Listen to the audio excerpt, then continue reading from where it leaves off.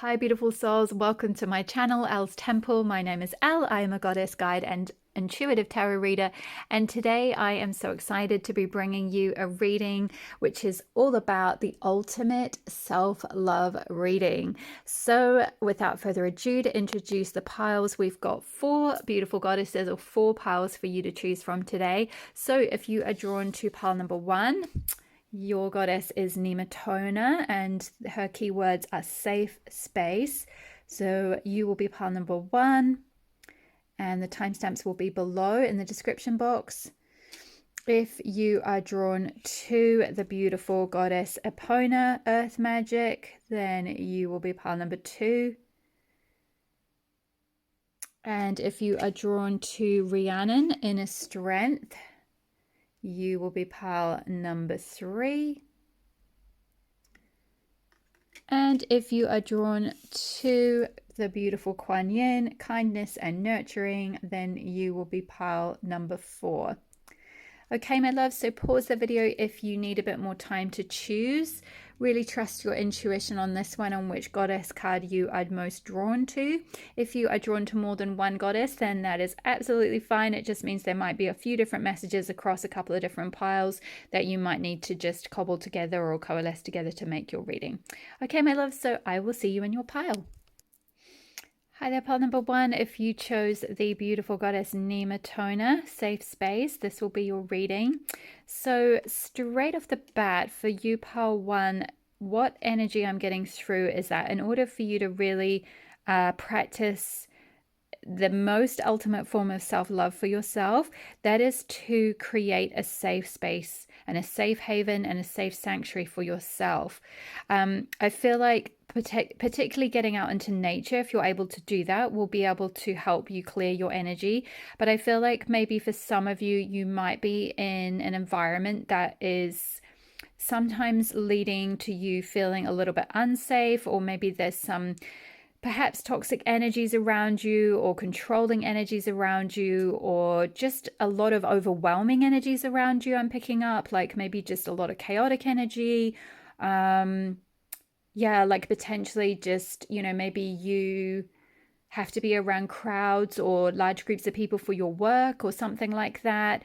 And there's just something around needing to create a safe space, a safe haven for you to come back to restore, to ground, to replenish your energy, to just find a sort of safe haven, a safe sanctuary in where you can really be yourself, you can let your guard down, you can really relax, you can nourish yourself. So maybe possibly for some of you, this may involve moving home. This won't be for all of you, but just if you felt this recently, the pull to move, this, you could see this as confirmation from Goddess Nematona that she's saying yes. Like if you're thinking you need to move, if you're not in the right space that you feel is nurturing to you, or you know the energies are calm or whatever. Maybe you're still living at home in some way, or you're still or you're just living with, maybe some of you might have gone through a breakup recently and you're still in the process of moving out to create a safe space for yourself.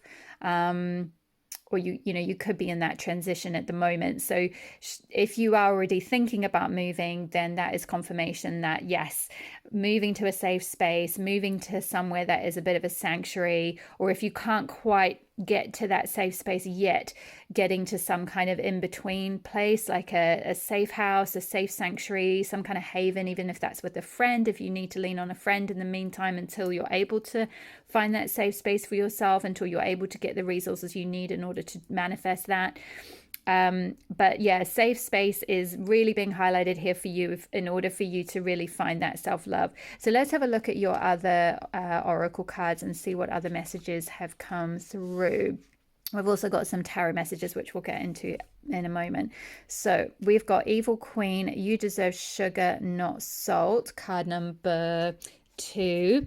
Okay, we have got Influence. Actually, I'm going to pop Nematoma right in the middle actually for this reading. So Nematoma can go here. Okay, we have got Influence. I love this card from this deck. It's so beautiful. And we've got the child within, inner mother, innocence, gentleness, and tenderness from the Rose Oracle.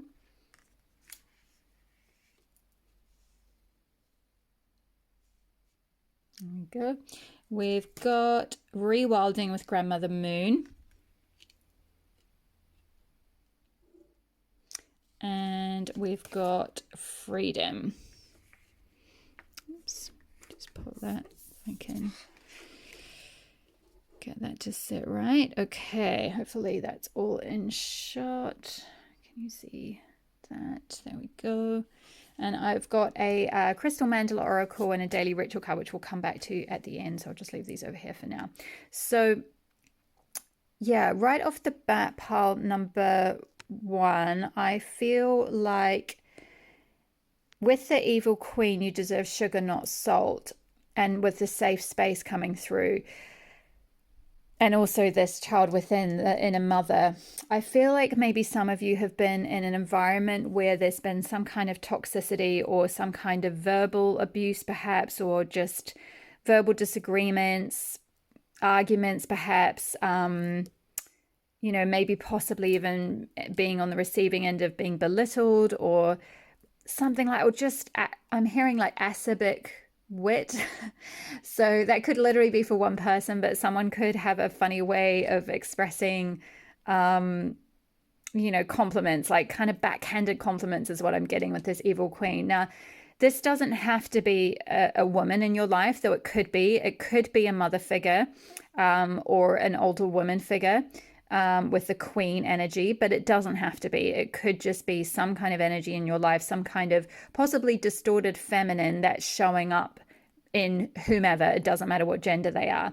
But there's sort of an energy of, I feel like verbally or even energetically, you're just, someone is dishing out salt to you, like a lot of like kind of salty, like little barbed remarks or criticisms or like just not very nice energy, really not uplifting you, it's just not really creating a safe haven for you, really, like mentally or energetically or spiritually. It's just not the energy you want to be in. And this could be happening in your home or in your workplace. There's some sort of a negative force, a very like someone who's kind of doling out like a lot of kind of mean comments or criticisms or it's just like there's no sweetness there, like it says, it's like you deserve sugar, pile 1. You deserve sugar. You should have sweetness in your life. You should be being nourished and protected and encouraged and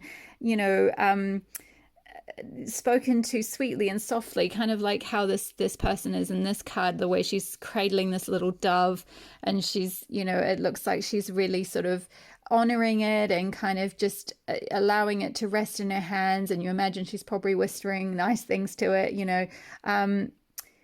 There's just something around you needing to really find a safe space where you can really nurture yourself and nurture your child within, because there's something around maybe your inner child might have been a bit abused. So this also could be that like you might be out of this situation now. This might have been something that happened in your childhood and you've moved away, but the effects of all that kind of saltiness, if you like, or the negative talk, you've absorbed internally. So it's almost like internally there's a need to create a safe space for yourself, both within and externally, in order to like re-nurture that child within. Again, with gentleness, tenderness. You can see the way both of these women have their hands up. This one's holding a little baby in her arms like this, and this one's holding a dove. And I feel like the dove is symbolic of like peace. harmony. It's a sign of, peace after war or something. And I feel like there's this need to create a safe space, create a safe haven where you can find peace for yourself, where you can nurture yourself, you can protect yourself, you can protect your energy, you can be very gentle and tender with yourself, with your inner child. You can sort of cradle that self within. It's really important to find some kind of sanctuary where you're able to do that, and you're able to kind of clear your energy or get away from this toxic person or this toxicity or toxic energy. This could also be a group, this could be kind of backstabbing friends, or negative energy from people at work, like colleagues or something, or a boss. It's just it's very toxic energy that is very draining, and very harsh and corrosive is what I'm getting. Like if you think of salt over time, it can kind of corrode. And it's like there's, a little bit of salt sometimes is good. A little bit of constructive criticism, right, can be good. It can add a bit of like, self-reflection and like, oh, okay, like, all right, that person's maybe been in this role for a period of time, or they've been on this planet for a period of time. Like maybe they've got a point about this, that, or the other. Like maybe I do need to, whatever it might be that they're offering constructive criticism. So a little bit of salt can be good in our lives, right? But like too much can just be corrosive, and it can just undermine you, undermine your sense of self-worth, undermine your sense of like safety within yourself. I feel like there's a need to find space to give yourself some sweetness and some nourishment, and like really nurture, like kind of be a mother to yourself, like remother yourself, reparent yourself, really nurture your inner child, really protect it, be very gentle with yourself, be very tender with yourself. And I feel like especially getting out in nature with both of these cards, the Nematoma card with her being in the forest, and then we've also got rewilding with Grandmother Moon. Both of these cards are about getting out in nature, getting out into the woods if you're able to do that, into a forest if you've got one that's near you. Trees are very, very healing. They're very grounding. They're very calming. So the energy of, something out in nature, as much as you're able to get into it or carve out time to do that, is going to help you so much to reconnect with your own inner self, your true wild nature that's like not been kind of tarnished by this sort of, I don't want to say like evil energy, even though it does say evil queen on here, but that kind of sort of corrosive energy, if you like this will be very replenishing and restorative to you to get out in nature. Maybe some of you, this is calling you to go camping, with rewilding with the moon, like doing moon rituals, getting out in nature. So if you have had a friend or something recently who said, hey, do you want to go camping? Do you want to go out in nature? Do you want to go for a hike or something? Then this could be the sign, like, yes, that's a good thing for you to do right now. That's important for you to get out in nature and try and connect with the wilderness as much as possible. Possibly, if you're not able to get near the woods, then, whatever little form of nature you can get into as much as possible, whether it's a park, whether it's a river, whether it's the sea, even just connecting with the moon, doing, even just like one thing I used to do back when I used to work in a corporate job in London, and on days when I couldn't get into nature because of work, or it was horrible weather or something, I would listen to nature sounds on YouTube, and it would help calm me down so much and help like disconnect from all the sort of chaotic energy or stressful energy around me, because I was so, as an empath, as I feel like you may be as well, you absorb all those energies from the people around you, and that's why it's so important to have that like safe haven, that beautiful sanctuary you can come back to, where you can decompress, you can clear the energies of other people away, you can come back to center, come back to self, and as I was saying with the corporate story, if I wasn't able to, get out in nature to do that, the next best thing was like listening to nature sounds through YouTube videos or something like birds, or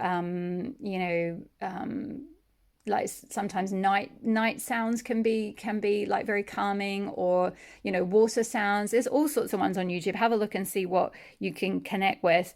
And funny story, once I was listening to, I think it was bird sounds or something, and then someone came over to my desk. We were in an open plan office, and someone came over to my desk for a meeting, and I pulled my headphones out, and then the speaker was like playing bird song, and like no one really noticed at first, and then after a while someone was like, is there birds in here? Like, are there birds? Like, what? Where's the birds noise coming from? And I was like, oh my God, that's from my computer. So don't do like me and forget to turn your, although maybe you should, because hey, like everyone should have more bird noise in their life. And funnily enough, speaking of birds, you've got to get back on track with your reading, you've got lots of birds in your reading. There's a lot of nature, there's a lot of like outdoor energy, and 2 cards with birds in them, and this one's about freedom. So I do feel like this is kind of saying, it's important to break free of this toxic situation, of these people, this group, this job, this person, this energy, or if it is like sort of old energy from the past that's still within you, to kind of really do this like reparenting. That is kind of the deepest act of like self-love that you can show yourself. And eventually to sort of break free from that situation is very important. Finding that safe space where you can come back and restore your energy. Whoops, sorry, I bumped the camera. Restore your energy and not be drained or kind of suppressed, I guess. Or it's like there's something around being held down is what I'm getting. You can see with these 2 hands, it's like this person's got one hand on top, like I'm going to dole out this salt to keep you down. It's a suppressive energy. So if you felt like that, then I feel like getting out into nature as much as you can, rewilding yourself, finding freedom, getting away from that energy as much as you can. I know that's not always possible, particularly if you have certain responsibilities or something like that. But, as much as you can find freedom and rewild, get out, get away, find a safe haven for yourself. If it's not in your own home, then somewhere in nature, or,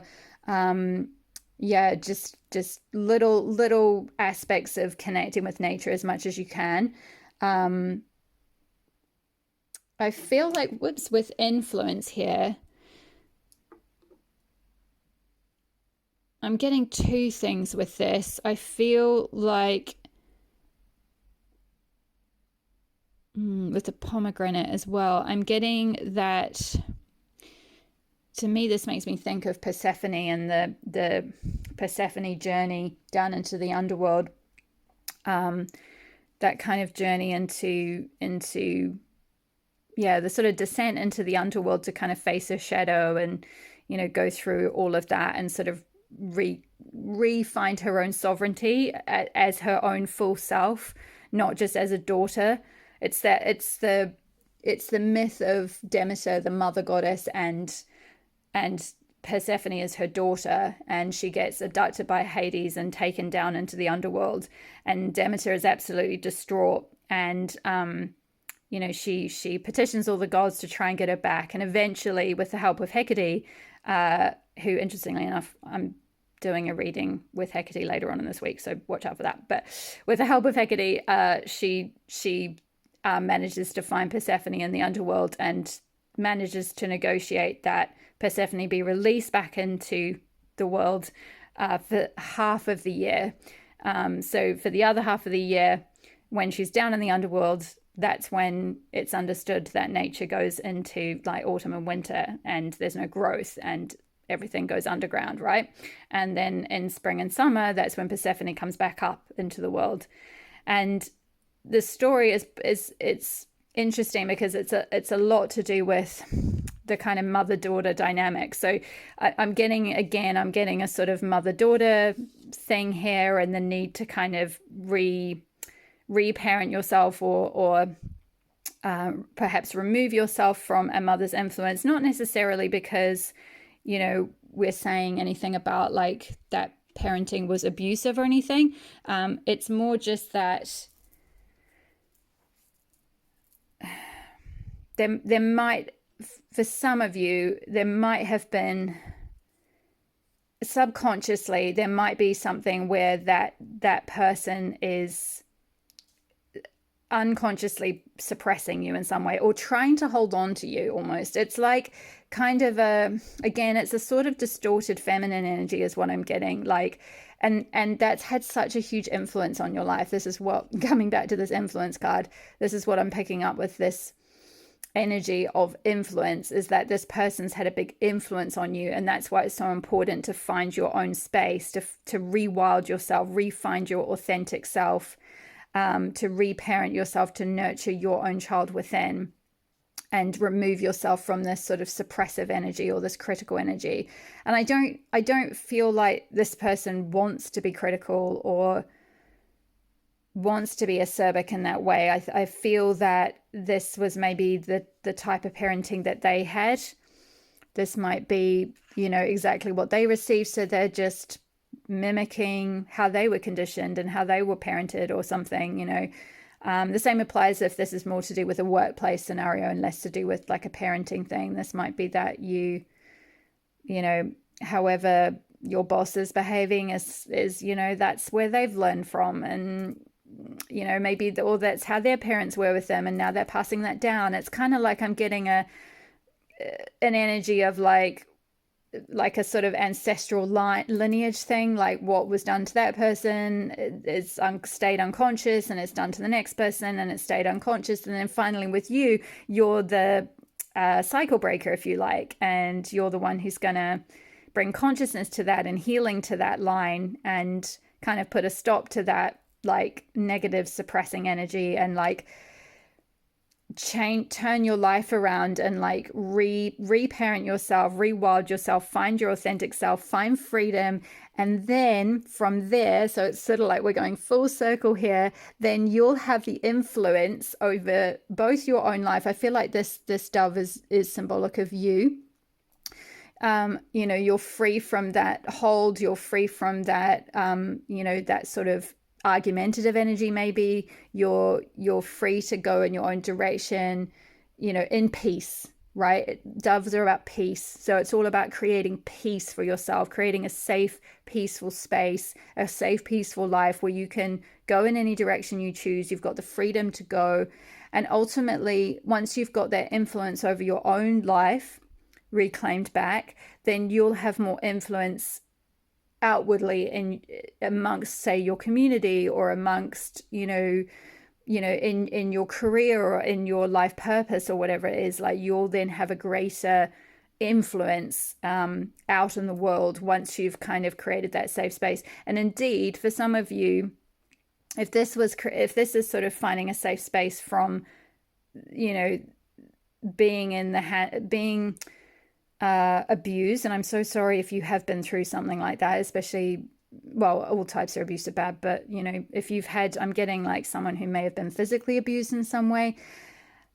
This is an even deeper message around, like, that's the influence you'll have, is that once you're able to create that safe space for yourself and really go through that healing process, really heal that child within, and become completely free from the effects, the influence of that abuse and the influence of that person, then eventually you'll be in a place where you can create a safe space and a safe haven, and a safe sanctuary, or a safe house, if you like, for others, whether it's sort of, sufferers of domestic abuse, whether it's, people who, maybe some of you might go into something like counseling, becoming like a therapist or a counselor, so you can counsel people who have been through mental abuse or verbal abuse, or psychological abuse. Some of you might have been victims of, or in a family with substance abuse, some kind of yeah, some sort of, addiction problems or substance abuse or something like that. Um, and again, this could be, you deserve sugar, not salt, like you were given, you know, maybe you grew up around drugs and alcohol or something, or like, yeah, sort of, or addictive foods or something, unhealthy, I'm hearing like unhealthy coping mechanisms. So all number of things, it'll be different for everyone. But the key thing is that once you go through that healing and create that safe space for yourself where you're not in that environment anymore around that type of dysfunction or around that type of coping mechanism. And again, it's not to so much blame that person, because I do feel like it's just sort of it's probably unhealed trauma that it's come from, or like I'm very much getting a passed down energy, like they've inherited something from and their parents or an older generation or whatever, and it's like, yeah, being passed down, filtered down through you. And so once you've gone through this healing and created a safe space, especially if it is some kind of, maybe you've had to go into a safe house or something to recover from, being around that kind of energy, or maybe you've fallen it, in the past, you've had issues with addiction because of what you received from them, because you were literally like given this kind of thing growing up or something. So there's a need to kind of maybe, yeah, move out, get your own place type thing, like get, go through sort of, I'm seeing someone going through like AA or one of those type of things. Find that peace, find that freedom from that addiction. It could be that. And then, you're going to be able to create, eventually you'll get to a point where you can create that safe space for others. You can pass that on. You can influence others about, like, with your story, is what I'm saying. So that is really beautiful energy. Pile number 1. Yeah, and just remember, yeah, you deserve sugar. You deserve sweetness in your life. You deserve nurturing and nourishment and care and support and love and tenderness and gentleness and, freedom to do what you want, especially if, I did pick up also someone maybe coming out of a perhaps controlling relationship or something. So freedom is very important. Getting away from that influence is important, yeah. Finding peace is the crux of your self-love journey. So let's I'm gonna move the oracle cards away and get into the tarot portion, and stick around if you would like more guidance after that, because we've got the crystal mandala card and a daily ritual card for you as well, which we'll finish off with. I'll put to one side for now so we've got more space. Okay, so just while I'm shuffling, if this video is resonating for you, I would so love it and appreciate you if you could hit the like button and comment if it's resonating. It just really helps me to know which content you guys are resonating with, and helps tell the YouTube algorithm to send my content around, which helps my little baby channel to grow. I so appreciate each and every one of you who's been leaving lovely comments and liking the videos and stuff. Okay, one sec. Okay, so oopsie, just noticed that crystal came down. Okay, so for pile number 1, please Spirit, what does pile 1 need to know for their ultimate self-love? What does pile 1 need to know?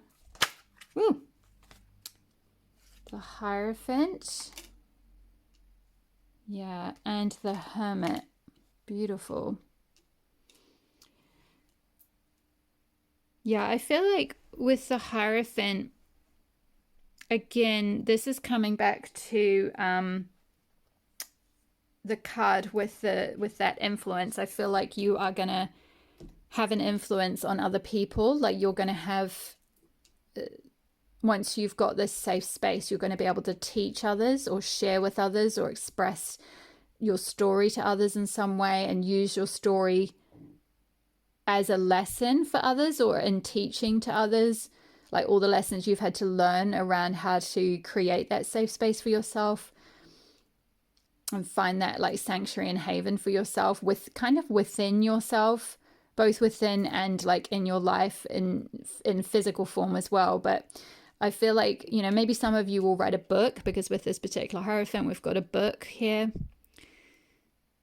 But just more generally, I feel like you're going to end up teaching something. You're going to end up having quite a big influence over people, or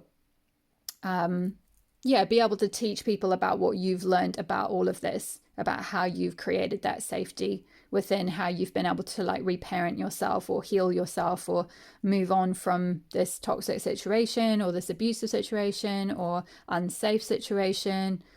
I'm also picking up maybe some of you might have, you know, because I got with the dove, and I spoke about war and doves being symbolic of peace. And maybe some of you are coming out of, you know, an unsafe country, you know, or city or environment more generally. Like it's not so much, you know, your familial home. It's more just your, you know, your country home has been very unsafe. Maybe there's been fighting, conflicts, or aggression, or it's just an unsafe place. There's a lot of violence or something like that. And you're longing to kind of get out and find a safe place, find a safe country. And then, you know, again, you might end up writing about this or speaking about this or sharing about your journey to how you've come to safety, how you've gotten yourself out of like a war zone or out of, you know, sort of a terrifying situation or an aggressive situation or violence or, you know, a violent place or something like that. So I'm picking up a few different things here, but just take what resonates. I feel more generally that there is some sort of lesson that you're learning or some sort of process that you're going to go through that you're then going to pass on to others. With the Hermit here, yeah, I feel like we've got the lotus flower here, which is, and a lot of white, which is symbolic of the crown chakra or spiritual enlightenment. So I feel like this is quite a going to be quite an awakening process for you, this whole healing journey, this whole creating safety for yourself.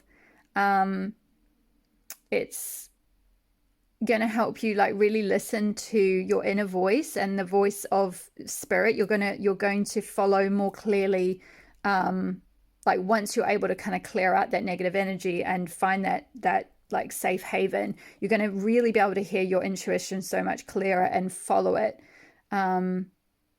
You know, again, that was linked with that freedom card around like, you know, having the freedom to go in the direction that you want. And once you're able to like disconnect from that negative energy that was perhaps controlling you or something, you're able to like hear your guidance from your higher self with that eye at the top. I feel like that's symbolic of like your intuition or your higher self that's like trying to give you, you know, some of you might be clairaudient, some of you might be clairvoyant. You know, you'll get like little nudges, you'll get little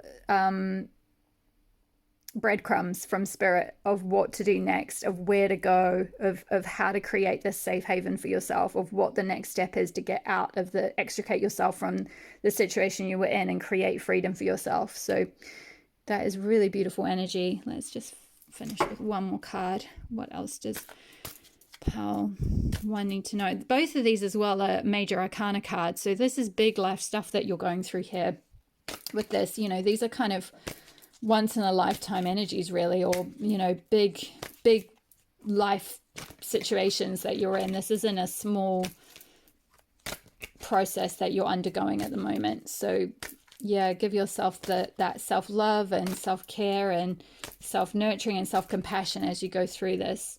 So Spirit, what else does Pile 1 need to know? I feel like that one jumped. The Chariot. Wow, yeah. Another major arcana and a card that's all about movement. It's all about, like, you know, it can be linked with travel. It can be linked with moving home. I did pick up for some of you that moving home is quite important for you if you're able to do that, if you've been feeling pulled to do that.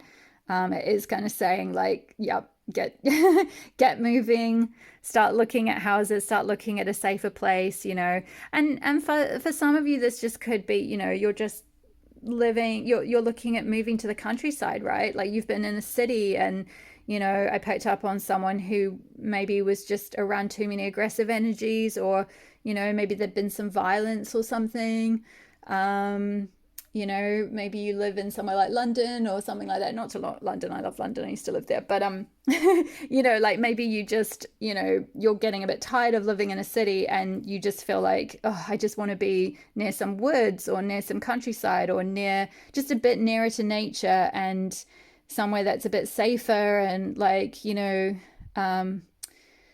or that seems to be a bit safer. I mean, obviously crime can kind of happen anywhere, but I guess there's higher rates in a lot of big cities, or tends to be. Maybe not in all. There's probably some lovely countries that have cities where hardly anything happens.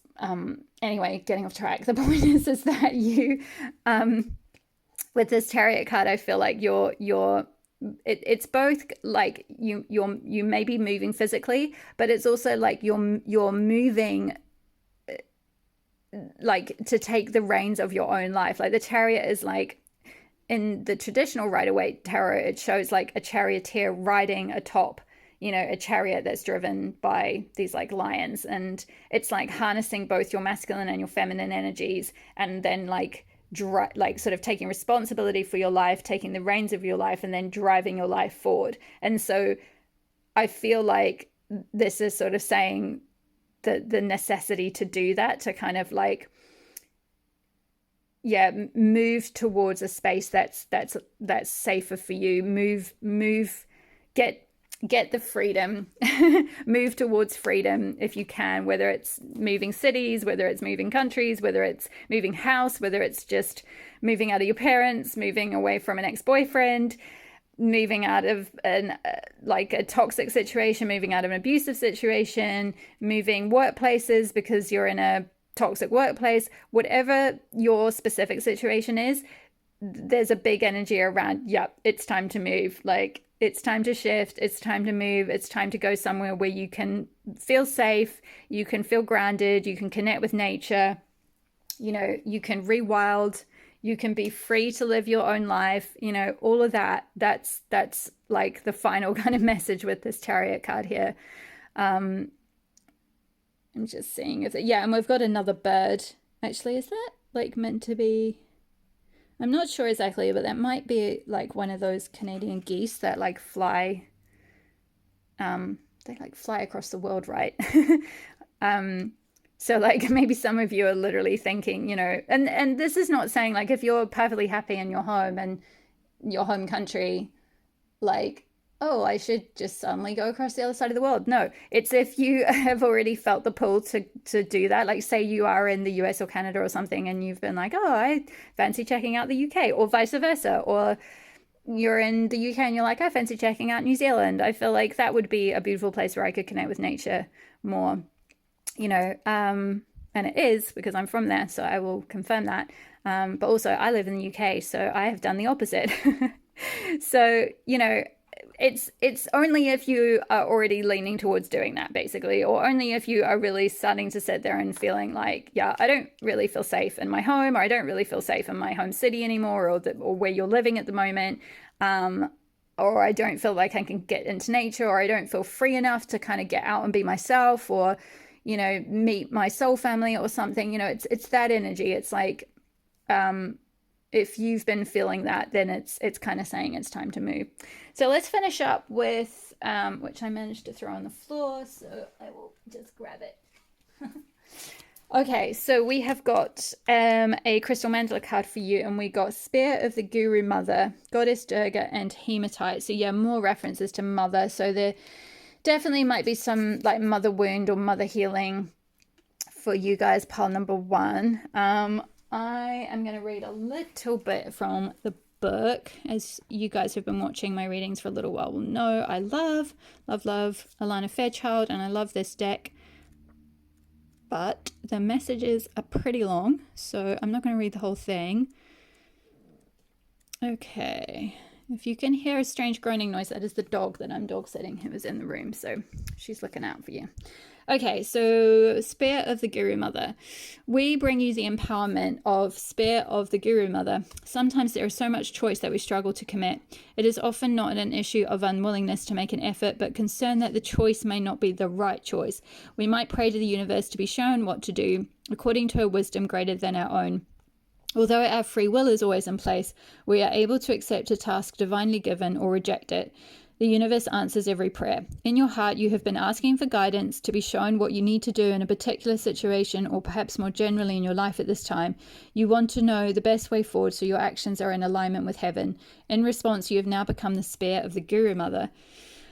The Spear of the Guru Mother is the direct, focused, and clear task given to you by the fiercely compassionate Divine Feminine.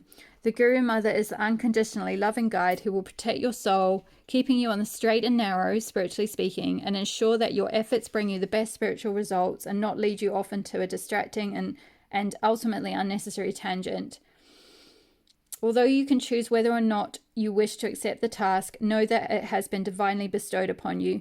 How do you know which task this is? Look to your life. What's happening? What's possible for you to act upon? Where is your growth edge? What are you currently empowered to do? There's your task. Do what you can and do it now. Okay. When the Oracle, the Guru Mother, comes to you, you are being told your efforts have divine power behind them. The situations in your life you are willing to grapple with are going to resolve far more quickly and potently than you might have believed possible. The power of your own efforts amplified with divine will creates extraordinary movement. Movement. There we go. Chariot. Movement. Distraction, procrastination, and hesitation shall not touch you. Your focus will be complete and your task shall be attained. The trust you feel in yourself and the divine will increase because of this. You will gain more confidence in yourself. You'll become game for bigger and bolder challenges. The universe will be able to ask more of you and give you more because you shall be increasingly open to it. The risk you take at this time with absolute intention will bring you so much more than the resolution of the task at hand. If you've been overwhelmed, confused, pulled in too many directions, and feeling as though you are trying to do everything and completing nothing, this oracle comes with guidance. The Spear of the Guru Mother, if requested, will fly through your life and take you along with it for the ride. Yeah, that's like this camel taking you for a ride. That's kind of confirming this card, like you're going to be taken for a ride. You are going to be moved to where you need to go. I feel like if you're open to it, you have free will, so you have to be open to it. The unleashing of the divine will clear away the inessentials and reveal to you what is important and what you need to do. If you are willing to surrender into this fierce grace, you will be honored by it. Go into your heart, and if you feel brave and bold enough, you are, then complete the following healing process to invoke the Guru Mother's invention. So I'll hold this up to the camera because it's quite long, so I'm not going to read the whole thing out. That is the first page. Hopefully it just focuses. There we go. Yeah, that's it. It's just that one page. So I'm going to leave your website. Oh no, I almost forgot the daily, what is this deck called? Sorry, you guys. Daily Rituals Oracle. Goodness, get the brain going. Right, so we've got card number 26, Mindfulness. Today I do all things with awareness, presence, and intention. And we've got that beautiful lotus flower on it. Again, the lotus, and we've got the lotus flower there. So lotuses are symbolic of like peace and serenity and enlightenment. You know, that's all about kind of growing up through the muck of the murky pond, and then this beautiful flower appears on the top. So I feel like, you know, doing things, being in a really mindful way, like again connecting with nature, will help you be more mindful. You know, doing forest bathing or things like that, just getting out in nature. Sorry, that's the dog shaking, if you can hear that noise. Yeah, doing meditations, maybe connecting with the moon could be really helpful as well. Being really present, that will help you to feel more safe, connect with your inner light, and find more safety on this journey as you move towards like physically creating a safe place for yourself if you're not quite there yet with that. Okay, my loves, I'm going to leave your reading there. Thank you so much for letting me read for you today. Thank you for those of you who have liked this video, and don't forget to leave a comment below if it resonated. I would love to hear from you. Hit the subscribe button if you're not already, and the notification bell so you'll be notified when I next upload a reading, and I will see you in the next reading. All my love. Bye. Hi there, pile number two. If you chose the beautiful goddess Epona, Earth Magic, this will be your reading. So straight off the bat, pile two, the energy I'm getting from you guys in terms of what will help you with self-love or your self-love journey is I feel like you are the nature lovers of all my piles. You're the ones most likely to feel connected with like animals. Perhaps you have a strong like spirit animal or totem animal, or you've always felt connected with horses in particular. You might have had a horse growing up, or just feel a special connection with horses, or you find horse energy very healing. Or you just more generally, if it's not specific to animals, you just more generally love nature and getting out in nature. Nature's very restorative to you. Crystals and the elementals and like maybe even the fairy world, or just any kind of like natural healing. Maybe some of you are connected with like flower essences, plant essences, essential oils, any kind of like nature healing, anything that uses sort of plants or like plant medicine, maybe homeopathy, just anything that's like connected with the natural world. And if this isn't something that you know about yourself, or you haven't already done any of those things, or haven't previously felt connected with those things, but you are drawn to this pile, chances are that those sort of earth magic things, if you like, are calling you because they are going to help you with your self-love journey. They are going to be aspects that will help you really embrace your true self, help you really nourish yourself, help you really come back to yourself, help you really like feel care for yourself. Like I'm kind of getting a vibe of, you know how say someone goes through, for example, this is just what I'm picking up, but like someone goes through a breakup or something, and then they then move out, they're on their own, and they're struggling to take care of themselves in some way, or you know maybe they've gone through a death or something like that, and for some reason, because of grief or you know loss or something, they're just struggling to take care of themselves, and then they get a plant or then they get a pet, and then suddenly they have that connection with like something else outside of them that's in the natural world that helps them to like feel a sense of sort of purpose and aliveness and like you know connection to self, and it helps them then take care of their own selves because they're like you know they've got this little animal or something to take care of, or you know it's that kind of energy. For those of you that are more on the end of the spectrum where you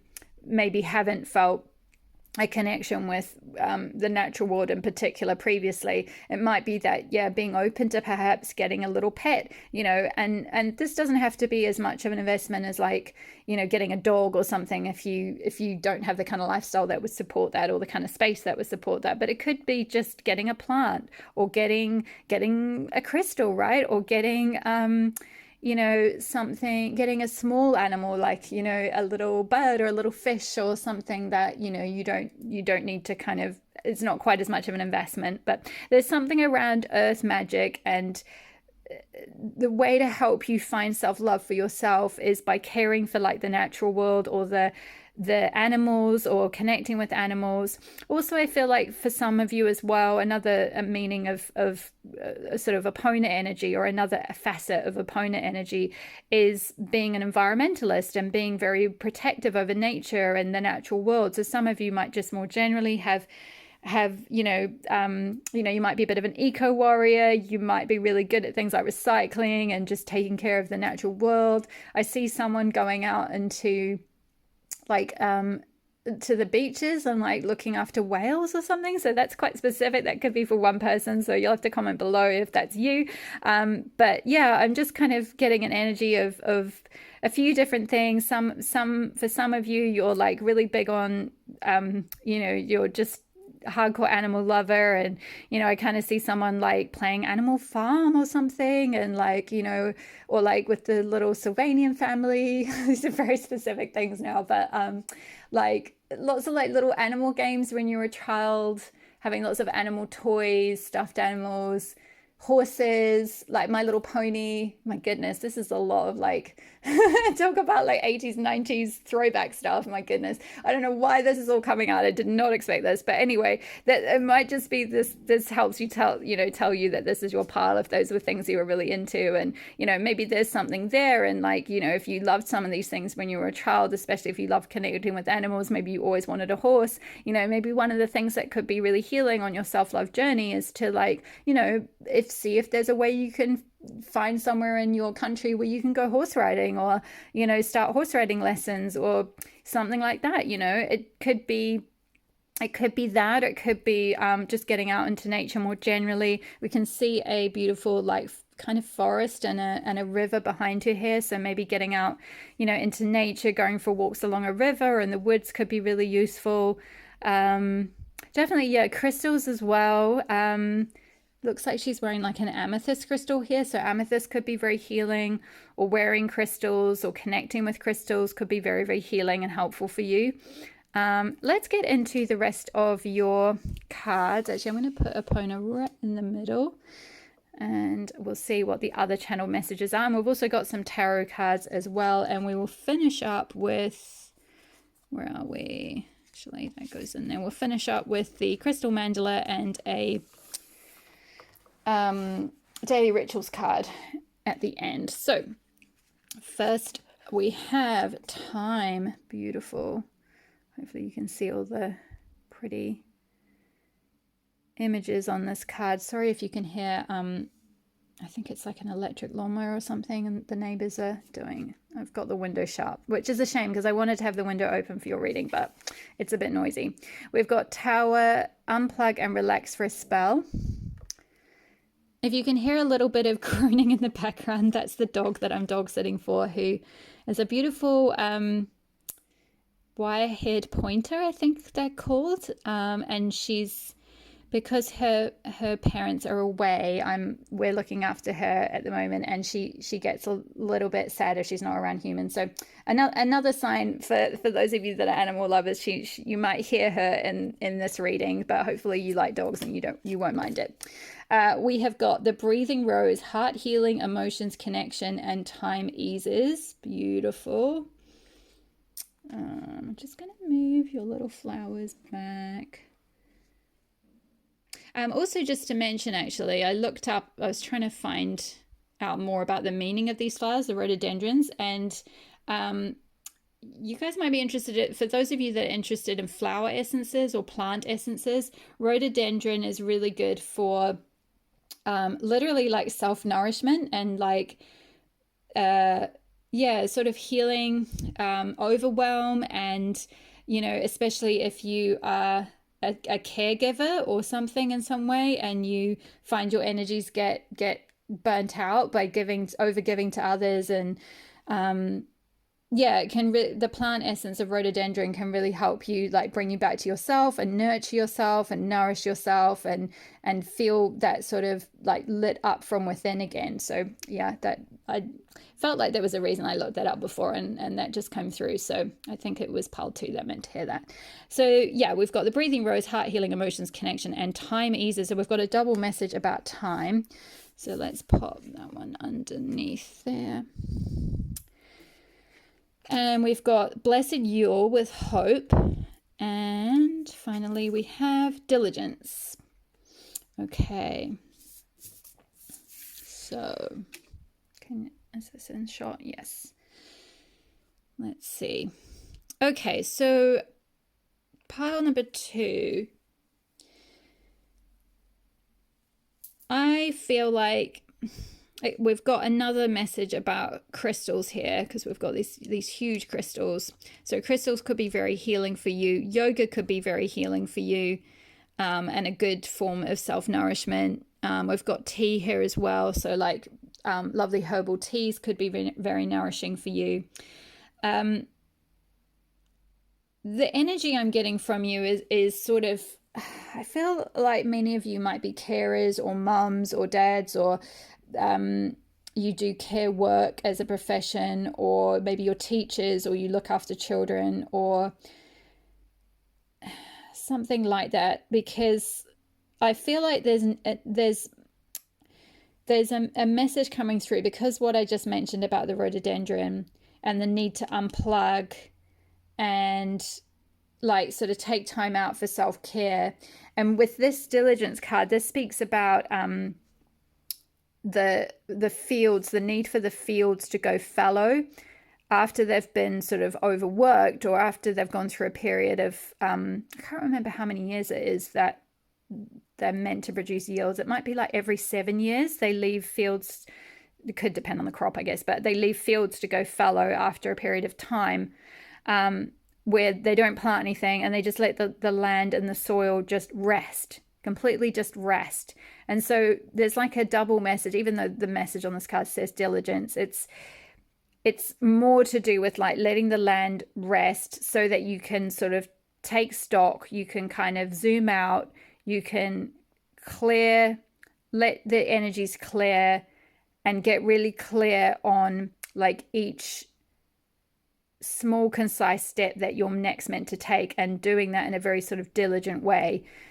But I feel like more than the message around taking any next steps, it's to do with letting the land kind of go fallow, so to speak, in your life. So there's this need to kind of unplug from something, whether that's somehow from your responsibilities, if you're able to do that. I know that that may not always be possible, excuse me, but yeah, taking knocking the camera, taking time out to unplug, taking time out for yourself, taking time out for self-nurturing, taking time out for healing something. So maybe some of you have been through a bit of something, a bit of like, you might have been a bit knocked by something.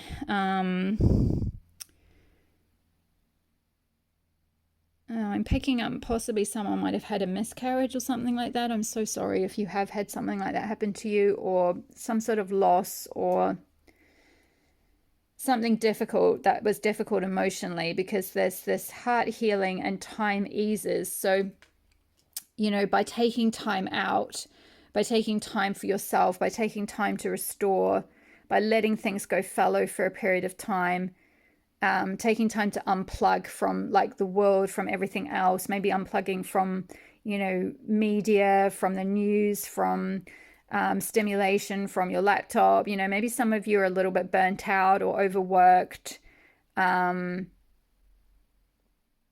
there might not have been like enough time in your life for yourself, for like self-care and self-nourishment and self-nurturing. It's like you're maybe giving a lot to others, but in the process maybe some things have happened to you, or you've absorbed a lot of energy, or you know, you've gone through some difficult times, and there's a need to kind of like just take stock, take a moment, disconnect, heal yourself, reconnect with yourself, replenish yourself, before you can like work out your kind of next steps of where you want to go next. Because with Blessed Yule talks about, it's the one of the 8 Sabbats in the wheel of the year, and it's the Sabbat at the like winter solstice, so it's at the darkest point of the year when there's the less light. And the whole idea of Yule is to celebrate that, you know, they burn the Yule log over several days, and the idea is that that log is symbolic of like your inner light, like being able to connect with your inner light even though everything seems really dark around you. So even despite the darkness of the depths of winter that's setting in, you're still able to connect with that inner light within, that inner hope, that like even through the darkness, even through the difficulties, even through the pain, you know, even through the despair or the loss or whatever, that after the winter, after the land has been gone fallow and everything has come to a standstill and a rest for a period of time, that then there can be new life, then there can be new light, then there can be new energy and fresh energy and new beginnings. But there's a need to kind of take some time out, is what I'm feeling for you, Pile 2, that's your biggest like step, if you like, towards self-love right now, and really connect with the earth in some way. Yeah, because also with horses as well, that can be, horses can be symbolic of movement. So maybe for a lot of you, you've been in a period of doing a lot and moving around a lot, or having to be very active, or having to be very there for a lot of people. And so there's a need to kind of, even though horses will, they can gallop and they can ride really fast and they can move really fast, but they also need time to kind of just, sit in a field or just stand for long periods of time and let their energy chill. They can't kind of be workhorses 24/7. So that's just definitely a message for someone that came through. So yeah, there's a strong calling to unplug, to relax, maybe just sit and read. I'm kind of being pushed to ask you, when was the last time you just sat in your chair and like read your book or read a magazine or something for yourself, not for like school or for learning or for someone else or for business or for self-development, just a book for enjoyment, yeah, it's like letting there's I feel like you're coming to the end of a cycle, and there's a need to kind of like let something go, let something kind of die off, like sort of, winter, like let something rest, let the energy come to a standstill, unplug, disconnect from, the world around. Maybe go on a retreat if you're able to do that. Maybe go on a yoga retreat if you've been feeling guided towards trying out some yoga or going on a retreat. Maybe just taking time to connect with like your emotions, maybe speaking with a trusted friend or a holistic healer or a therapist or something about your emotions, or a counselor, particularly if you have lost someone. I did speak at the beginning of your pile about grief or a breakup or something. So maybe if you have gone through something that's caused some heart pain, maybe speaking with someone will help ease that a little bit. But I do feel like, just taking time for yourself will help ease this wound. Taking time out, that's the kind of biggest message for your self-care. And just trusting that like you'll be able to fly again. Like you'll know when, after a period of time, when this land has gone fallow, eventually it'll be ready to plant again, and you'll be able to do so diligently and, step by step, methodically work out what it is that you most authentically are feeling drawn towards doing, and will be most in alignment with your soul at that point. So let's go straight on to the tarot cards. So I'm going to move these out of the way. Actually, I'll leave Epona there.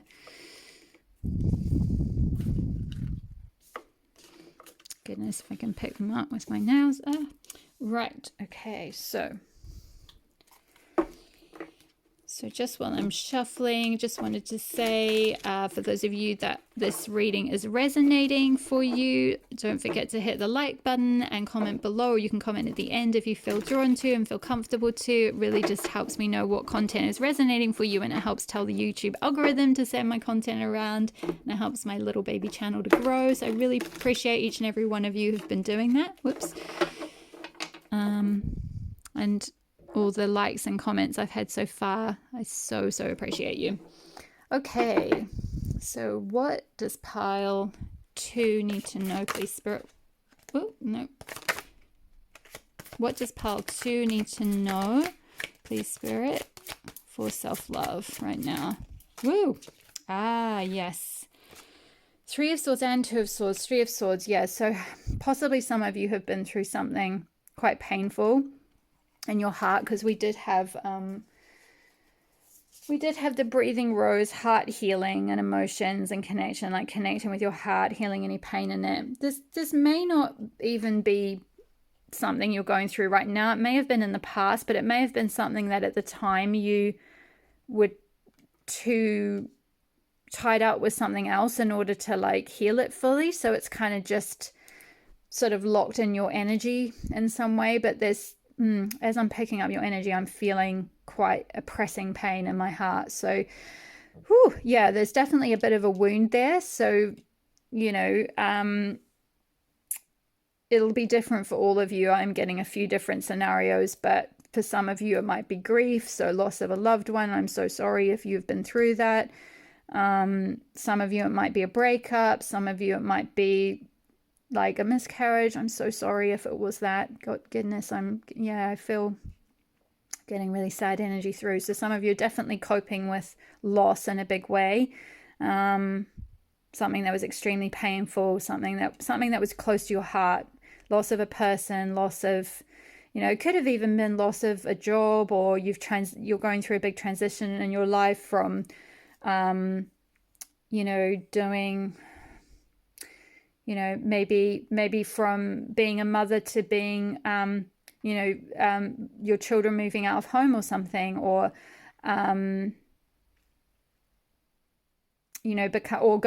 becoming retired, or being made redundant or something from a job you really loved, or a career you really loved, or something, losing a role.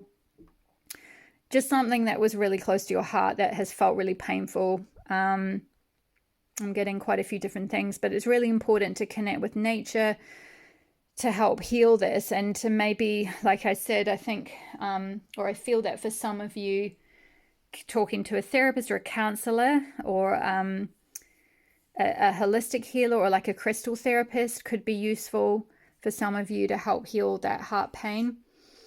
We've also got Two of Swords, which speaks of going within and trusting your intuition, and allowing your intuition to guide you as to which way to go next. So again, I feel like that's sort of saying, it's confirming that message about, letting the land go fallow, like not trying to keep creating and keep pushing forward and keep working and keep moving around and making things and trying to make things happen. It's like, need to take stock, sit quietly, do some yoga, do some meditation, find some, get out into nature, find some way to connect within, so that you can listen to your intuition and know which direction to go next.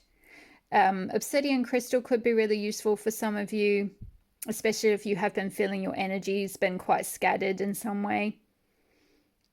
And also on the Three of Swords, it's got shungite. So shungite crystal could be really useful for helping to heal your heart, as well as rose quartz as well is really good for heart healing too. So yeah, so we've got that. Let's see what else is coming through for what does pile 2 need to know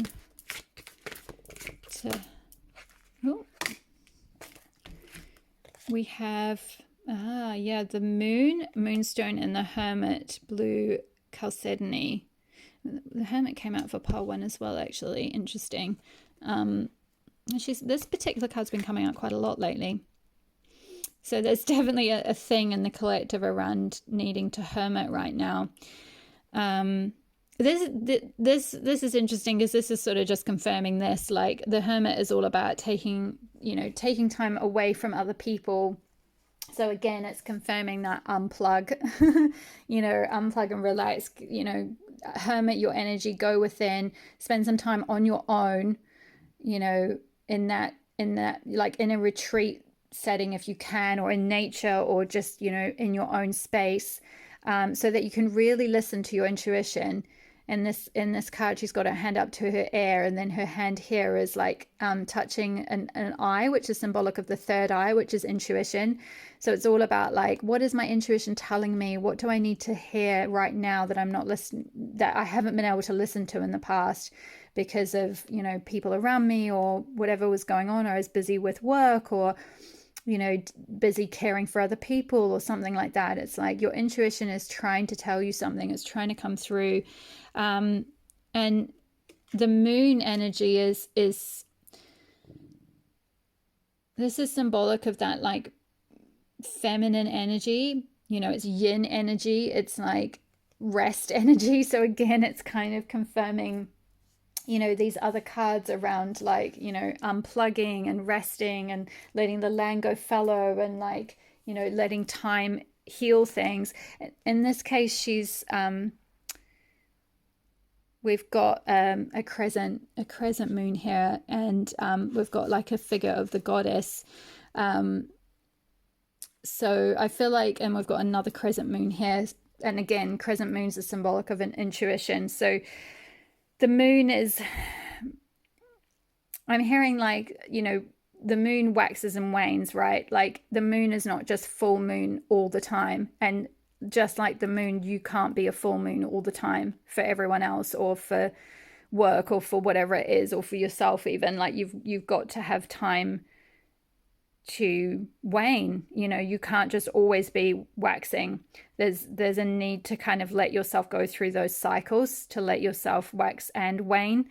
And this doesn't matter. This is just energy, which is present in all of us. It's particularly pertinent to women because our cycles are ruled by the moon, but it doesn't matter how you identify that. This energy of yin energy, it's just an energy that is available to anyone, and it's important for the energy of the planet actually to help heal the planet, to come into better balance between masculine energy and feminine energy, so that, you know, collectively as a species we don't sort of burn ourselves out because of like overproduction, like, you know, overexerting crops, you know, overexerting the earth, overexerting fields, like letting, you know, trusting nature to have its cycles, like, you know, trusting, you know, it's like after autumn comes winter. Winter is a necessary cycle. It's a necessary part of the wheel of the year. You know, we have to go through that time in our lives. Sometimes we have to go through a period of,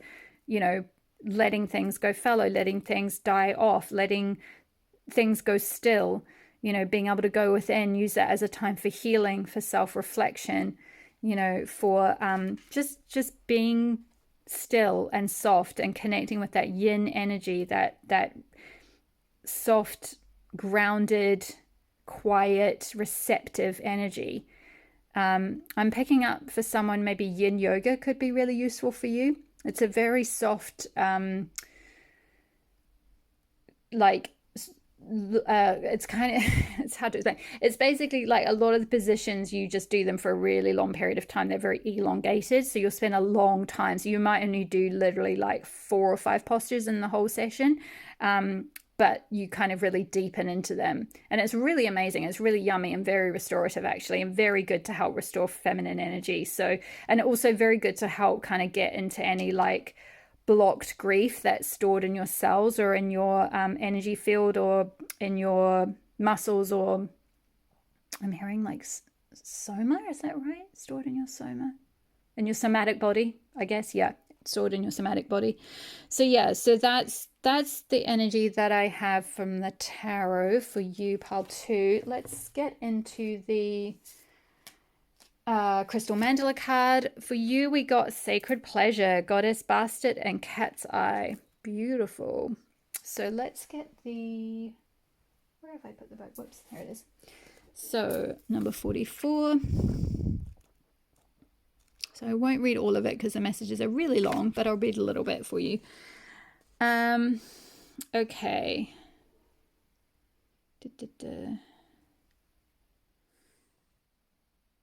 Pleasure and pain are part of the dance of life. You can enjoy pleasure without fearing you'll become addicted to it and no longer be able to bear your pain. In fact, knowing you have access to genuine natural pleasure can be a way to manage pain more effectively.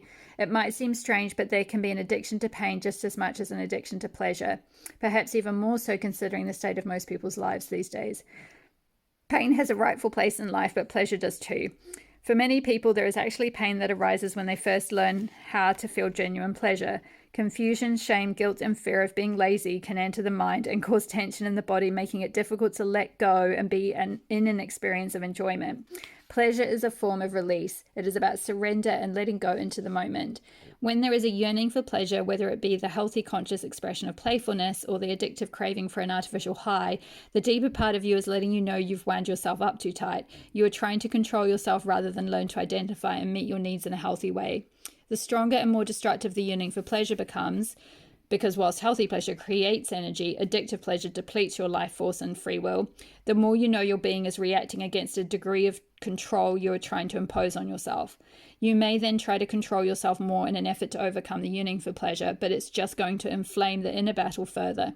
The way most addictive personalities release the inner tension of this battle is to then go to the other extreme by acting out of control in a destructive manner. Then there is shame, judgment, and recrimination, and the whole cycle starts again. This is exhausting to the body and the mind. The way to shift out of the inner battle for and against your own pleasure is to begin by realizing the difference between control and a loving, firm holding. Control is an attempt at suppression and denial based on fear and lack of acceptance. Loving, firm holding provides a sense of safe and healthy discipline, but it does not repress any need or desire. It accepts and acknowledges all needs and then chooses the most loving way to meet them with consciousness and presence. It is free from shame, self-judgment, guilt, and self-hatred. It is based on self-respect and loving the body and mind enough to care for them rather than try to control and dominate them from a fearful place. As you shift from control to loving, firm holding of yourself, you become able to accept pleasure into your life in many more ways. You feel more open and responsive to life and its sensual beauty, and your body and mind can be nourished out of a pain-based way of living into a lifestyle that allows for more sacred pleasure. The joy this creates can sustain and strengthen you for the times when there is pain you need to move through in order to grow. Rather than pain being your everyday experience, it then becomes a phenomenon that comes into your life and then moves on once the purpose of it, your healing and growth, has been fulfilled. This oracle comes to you with healing guidance. The universal mother knows you have suffered and wants to sweeten your deal. If you allow her, she will assist you in purging the self-loathing that has placed you in a painful bind of fear-based control. She will help you love yourself so you can experience the sacred pleasure your life is meant to bring to you. If you have already done this work on yourself and find that bringing sacred pleasure to others through your loving consciousness is part of your life's mission and soul purpose, the oracle brings you confirmation of this. There is value in teaching strength, and there is value in providing a safe way for others to experience the sacredness of pleasure as an act of loving life. And there's a healing process here, which I'll hold up to the camera so you can do this in your own time because it's quite long. So you can pause the video and do this in your own, take a screenshot and do this in your own time. And it goes over the page to, there we go. So that's that. And we'll finish up with a, if I can find it, where did I put it? Here it is. Yep. We got for your daily rituals oracle, you got card number 17, healing. I am healing from the inside out. Yeah. This is such a beautiful card. I love this. It's like she's walking towards her sunset here. So yeah, I feel like there is some healing here for you as part of your self-love journey. Pile number 2, healing of some kind of heartbreak or some kind of loss or grief or pain of some sort. Just painful experiences in your life. Generally speaking, yeah, I don't know if it's necessarily one specific experience or just kind of a more generalized experience. I'm kind of picking up that for some of you, just, you know, it might just be that like generally being in a human body is something that can be quite painful to you. But this is where like connecting with the earth is really, really healing. I also meant to say actually with this card that one thing that might be very healing to you is going out in nature and doing earthing. So just to explain quickly, if you're not familiar with that, it's like connecting ideally your feet or just sort of bare parts of your body to the ground for at least about 20 minutes and letting the negative ions in the earth like connect with the like your energy of your body, and it helps to it can help to heal you. It can help to heal anxiety and help heals any like physical ailments or physical pain.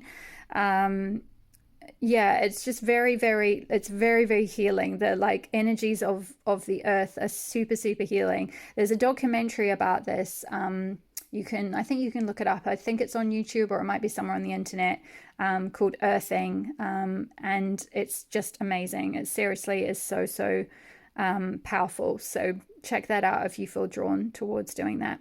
Okay, my lovely pile 2s, I'm going to leave your reading there. Thank you so much for watching. Well done if you've got all the way to the end. Don't forget to hit the like button and leave me a comment below if it resonated, and to subscribe and hit the notification bell if you're not already.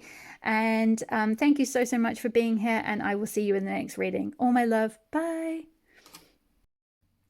Hi there, pile number 3. If you chose the beautiful Rhiannon with Inner Strength, these are the messages from Rhiannon about the ultimate self-love you can show yourself right now. So straight off the bat, what I get for you, pile number 3, is Rhiannon is really coming to you to help you find inner strength through something right now. I feel like with the moon in the background, there's something that you're feeling a little bit lost about, maybe, or you're suffering from maybe some possibly like mental health things, or maybe even issues like seeing things very clearly. You might be feeling a bit confused about things, possibly even your purpose in life or what direction to go in. You might be feeling like you sort of, it's like an energy of, I'm feeling someone who needs something to be illuminated for them. It's like they're struggling to find their way, they're struggling to find the truth in a situation, struggling to find inner strength to get through something. And yeah, really needing like clarity, guidance, illumination, something to be perhaps revealed to them. Yeah, let's get straight into your oracle cards to see if we can get a bit more about this. So first up, we've got the Goddess Incarnate, Body Positivity. Beautiful. I feel like maybe for some of you doing mirror work could be really helpful. We've got this figure here looking in the mirror, and like I think the message says, my body is a gift. I treat it with love and respect. So yeah, maybe doing some like self-love rituals around like mirror work, like speaking to yourself in the mirror, giving yourself like positive affirmations, treating your body with respect, like maybe self-care around you know, like how you're eating, your diet, your you know, drinking beautiful teas or things like that, or just taking good care of your body, like maybe giving yourself like a home spa treatment or a self massage or like something like that. It's kind of like really acknowledging yourself as the goddess or god, or you know, whatever the case may be, as that you have a, like, you know, your body is carrying that energy, like it's the vehicle to carry your soul. It's the vehicle, you know, that carries your beautiful soul expression around. So you are like the goddess incarnate. You literally like are an incarnation of, like, you know, say Rhiannon energy, if you vibe with Rhiannon, or like any goddess that you vibe with, or you know, it's that energy of like, you are such a beautiful goddess, and you maybe don't see like how beautiful you are. Again, with mirrors, that can be about reflection, and I was picking up a vibe with the sort of the full moon there, and about illuminating something or bringing something into like a clear view or a clear vision. And what I'm getting now is that with these 2 cards, I feel like this is kind of saying like, you don't view yourself clearly, like you don't view yourself, you know, part of your self-love journey is to view yourself as the goddess or god that you really are, like really see yourself truly as, you know, that deity like personified or embodied. And I just saw 333 on the clock, and 3 is symbolic of the goddess. It's symbolic of like the maid mother crone, you know. So yeah, maybe some of you have struggled with like body issues, body image issues, and or just issues with like how you see yourself, like how you talk to yourself, your self-talk, how you talk to yourself when you look in the mirror. Like maybe some of you look in the mirror and you're like picking at every little tiny wee imperfection, like, oh my gosh, my nose is too small or too big, or my hair is this, or my, you know, I'm getting gray hairs, or like, you know, one of my eyes is too small, or like, you know, my teeth are like crooked, or like I'm kind of getting a vibe of someone who's quite negative about their self-talk, or how they see themselves, how they view their bodies, how they view their image. And there's something around bringing that to light and illuminating that, and like, you know, for your self-love journey to really heal yourself, it's about like, you know, talking to yourself in a really kind way, and like, you know, maybe some affirmations could be really good. Even the one that was on here, actually, if that resonates with you, you could write that down. My body is a gift. I treat it with love and respect. And there's some other ones here, if I can read them. I look exactly the way I'm supposed to. And the other one is, I know this because this is the way the goddess made me. Oh, I love that. I'll hold that up so you can see it. I look exactly the way I'm supposed to. I know this because that's the way the goddess made me. Exactly. you were made exactly the way you are. There's nothing that you need to change. Just only really how you see yourself and how you talk to yourself and how you look at yourself. Like, you really are so beautiful, and that is really part of your self-love journey, is to see yourself as the beautiful goddess that you really are. So let's have a look at your other oracle cards. We've got held, sureness of the soil, unseen help, support, and community. And we've got this beautiful like grandmother figure looking down upon this woman who's lying in like a bath of roses, or like a bath of petals or something. And she's kind of covering her body up. She's in the fetal position, and she's like got her arms around herself, like kind of covering herself up. So again, I'm kind of getting a vibe of someone who is maybe some body healing, body image healing specifically, because I feel like some of you are like, maybe ashamed of your body or trying to cover it up in some way. You don't like yourself, like you don't like yourself to be seen, is what I'm getting. Like, you don't like letting yourself be seen. You don't want like, particularly if you have a partner, you maybe don't like them seeing you naked or something, or you have troubles. You have trouble maybe expressing your sexuality or sensuality, or like being open about yourself. Because with sureness of the soil, it's kind of, I feel like that's saying like, you are of the earth, and like just as the earth and the soil is this sure thing, is this beautiful thing, and it's really fertile, and there's so much potential in the soil. You can grow things from it. You are the same. Like, your body is nothing to be ashamed of. Like, it is this beautiful thing. You can it's very fertile. You can grow things. You can express yourself. You can dance. You can like express your identity through beautiful clothes or jewelry, or how you do your hair, or whatever it might be. It's like there's a sureness, there's a physicality in like your 3D body. And I feel like, particularly if you've been raised in a very religious environment, you may have been raised with the idea, especially if you identify as a woman, where you were taught to see your body as bad, or as shameful, or as dirty, or this negative thing. And so maybe you just sort of developed a negative self-image somewhere along the line, and didn't feel comfortable showing yourself. Maybe you cover yourself up in like a lot of baggy clothes or something like that. But I feel like I'm kind of getting this energy of someone trying to like hide themselves away, or like cover themselves up, or like keep themselves held back. And I feel like there's a lot of healing that's coming to you it could be from like a female ancestor that's passed, with this grandmother energy, or just more generally, if you identify as like a starseed, it could be from your starseed family, or from your guides, your higher self even, or like a goddess energy that you connect with. But there's like this support that's coming down, like raining love down on you, so that you feel held and supported, and more sure of yourself, more positive about yourself. You see yourself as like, worthy of love, worthy of receiving good things, as like a beautiful incarnation of the goddess. Let's have a look at your other cards. So we have got taking risks. I'm just going to pull all of the rest of the cards out and read the others in context. So we've got absence.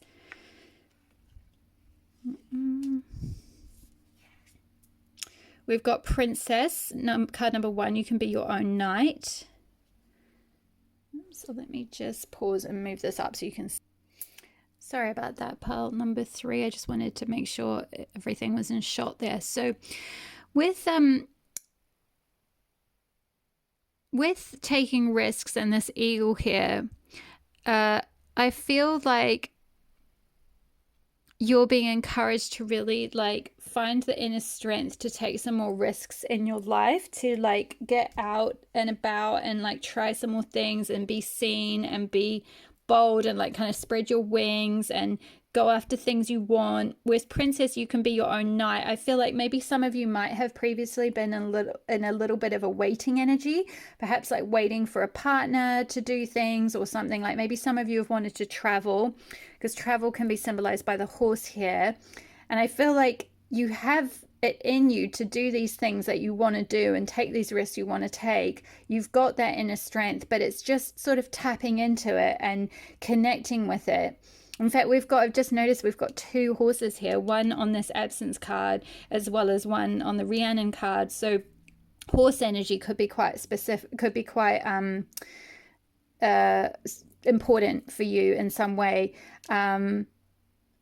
In terms of like, yeah, getting moving is the energy I'm getting. Like, yeah, travel could be signaled here for you. Maybe going traveling somewhere. Maybe you've always wanted to travel, but you haven't had the courage necessarily to do it, or you've kind of wanted to do it with a partner, maybe with like, you know, that prince, and you've perhaps been waiting for that person to come along. But I feel like your guides are kind of saying, or the goddess is coming through saying, like, you can be your own knight, like you can save yourself. You don't need to wait for someone to come along and like save you or look after you or protect you or take you to things or do or you know, travel with you. Like, you know, certainly, you know, if that's something you want to manifest in your life, it's not to say that's not going to happen. It's just that, you know, being in that waiting energy, it's like you're kind of delaying things that are meant for you, like by not taking risks and like just staying back and like, you know, staying in this sort of like fetal position energy, like trying to self-protect kind of thing. It's like you're not getting to experience all of life. And part of your self-love journey is like finding that inner strength to like take those risks, to like go after what you want, to, yeah, like sort of, I'm getting like chariot energy, like steer.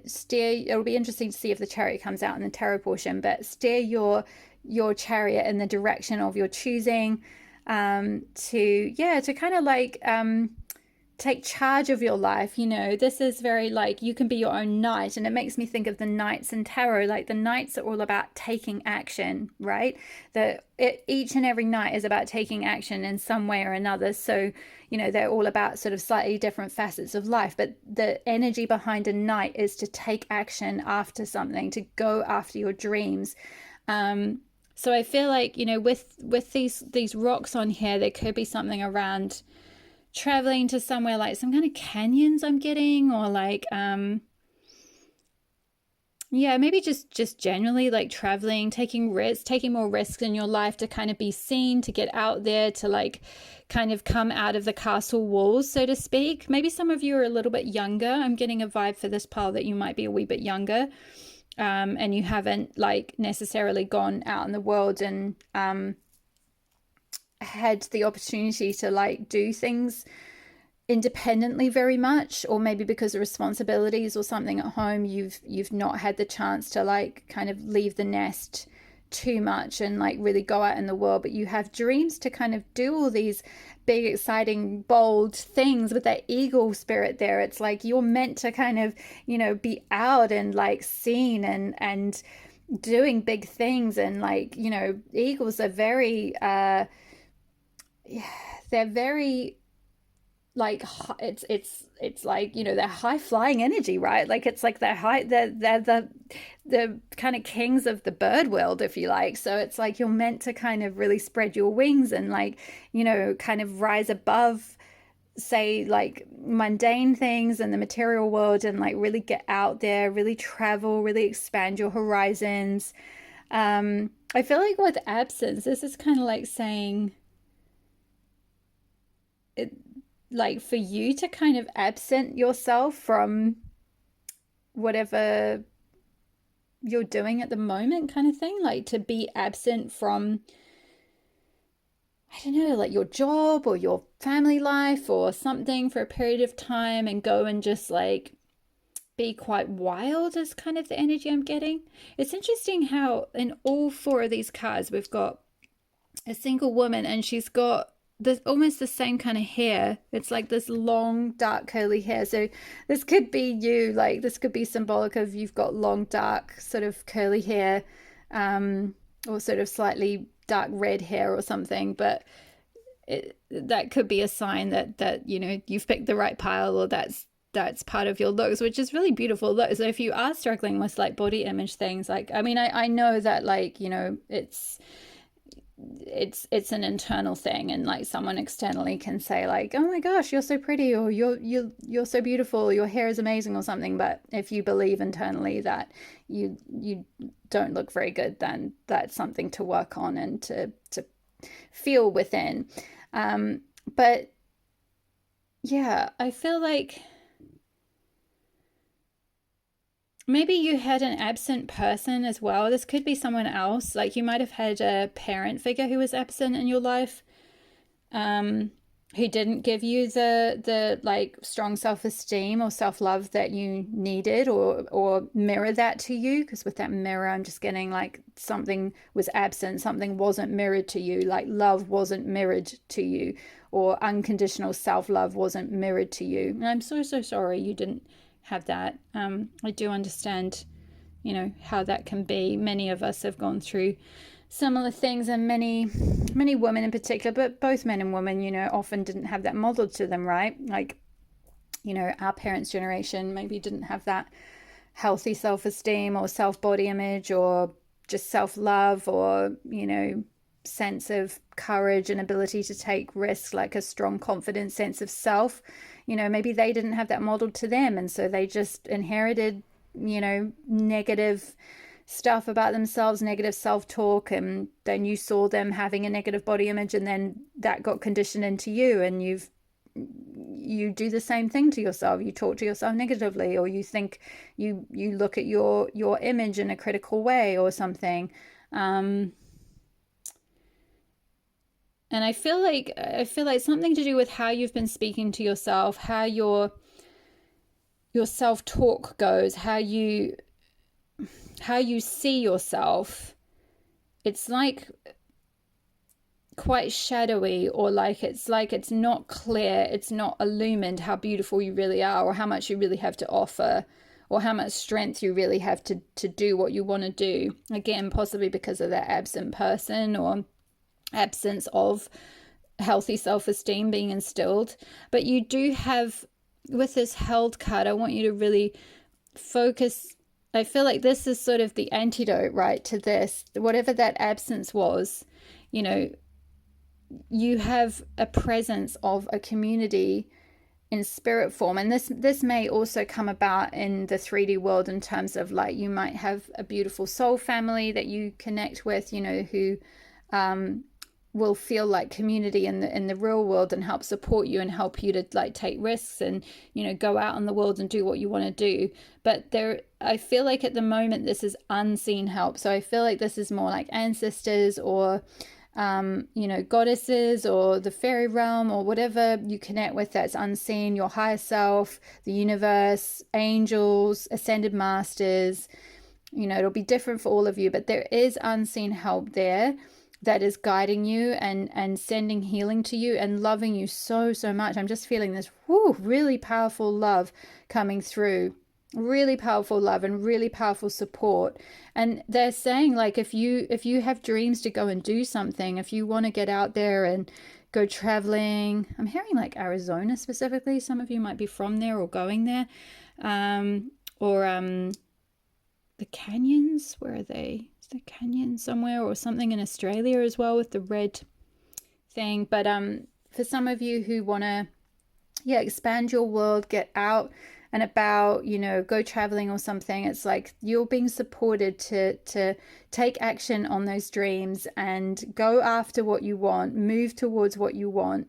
That is going to be a big part of your self-love journey, of showing love to yourself. Is taking those risks for yourself, and not kind of hiding yourself away like this person in the fetal position here.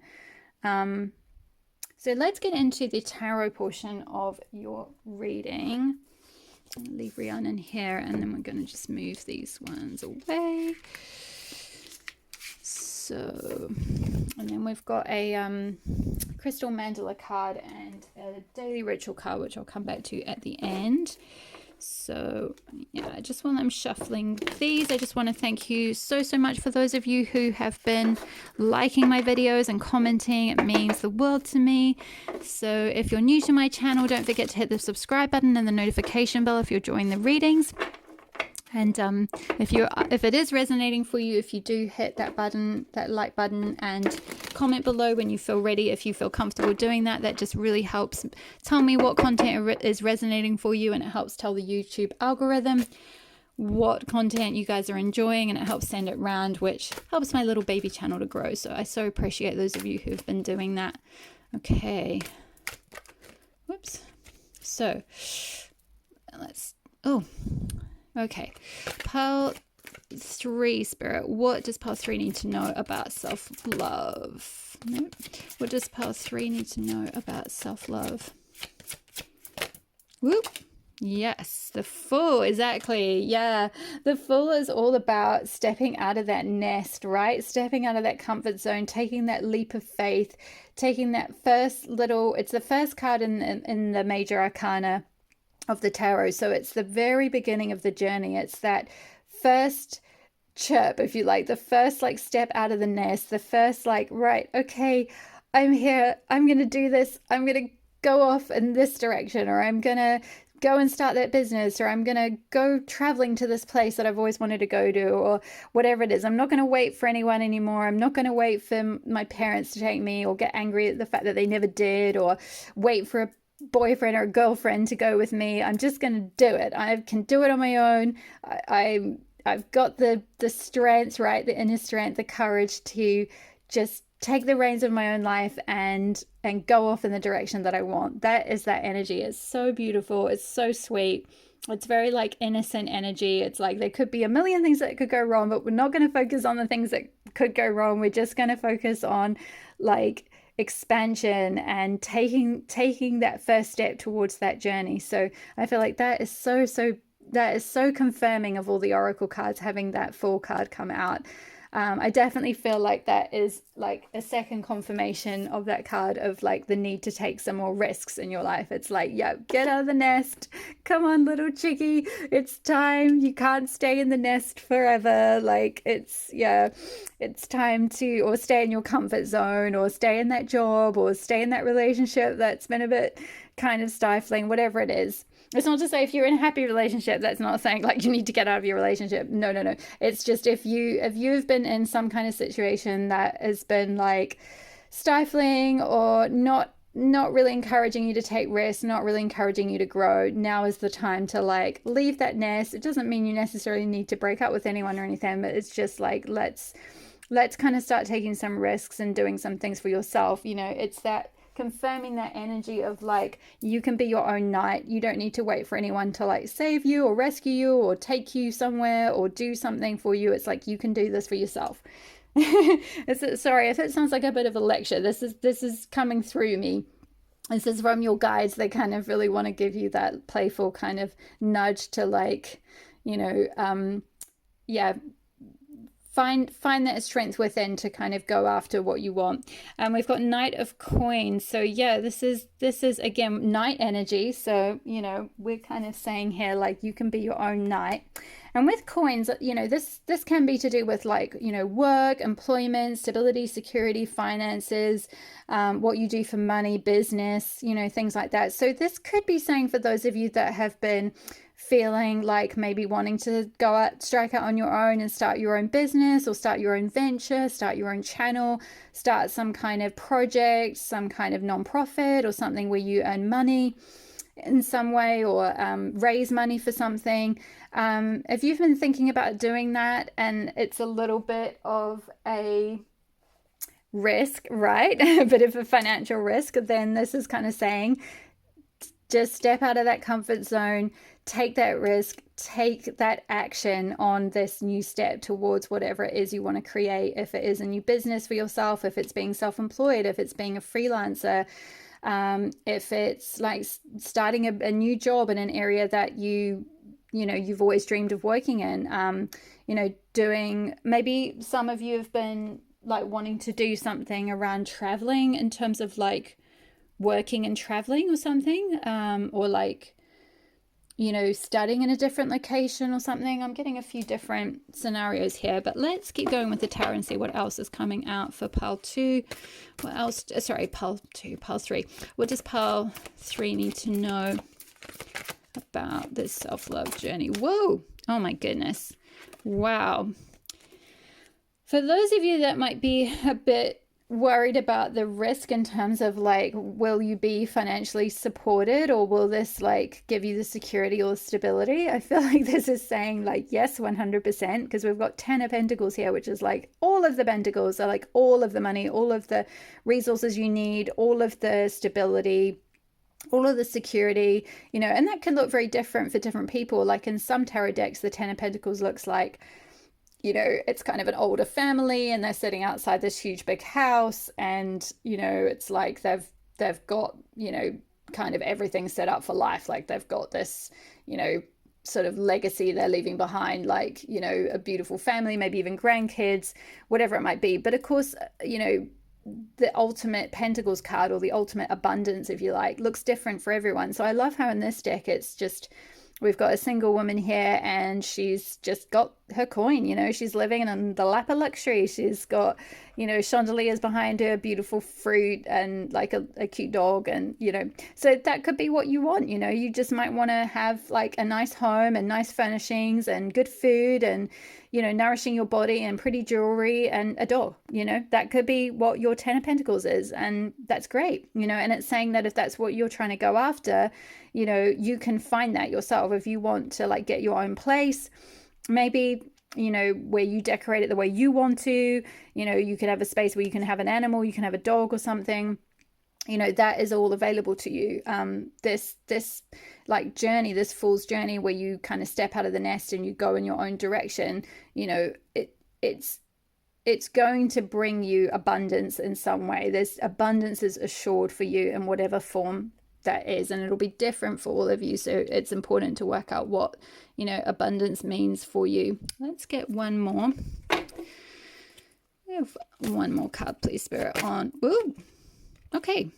2, sure, we'll take those. We've got Judgment, yeah, so awakening, and we've got this Eye. And I feel like this is coming back to like how you see things and how you see yourself. There's going to be an awakening on your self-love journey, and how you see yourself, how you perceive, yeah, how you look at yourself, how you talk to yourself, and how you perceive the world as well. It's not just like I feel like the more you start to get out of that comfort zone and get out into the world and engage with the world more and more, you'll start to see the world in a different way and see people maybe in a different way, and have more sort of courage to take more risks and things like that. Yeah, there's quite I'm getting with the Scorpions here. Some of you might be Scorpio, or you might have Scorpio really strong in your chart, or have this ability to like go through like shedding your skin and like rebirthing yourself, like changing your identity. I feel like this is going to be quite a big kind of identity shift for you, quite a big like almost like personality change, but in a good way, like sort of evolving into a more courageous, confident, self-loving version of yourself, where you see yourself a lot more clearly for like the beautiful goddess that you are, right? Like it's coming back to that card we had at the beginning with the goddess incarnate, you know, body positivity or self-positivity, like seeing yourself as the goddess that you really are, like not looking at yourself through like clouded vision. I feel like that's the sort of awakening that you're going to be having. Sorry if you can hear the funny yawning noise. That is the dog that I'm dog sitting for at the moment, who is in the room.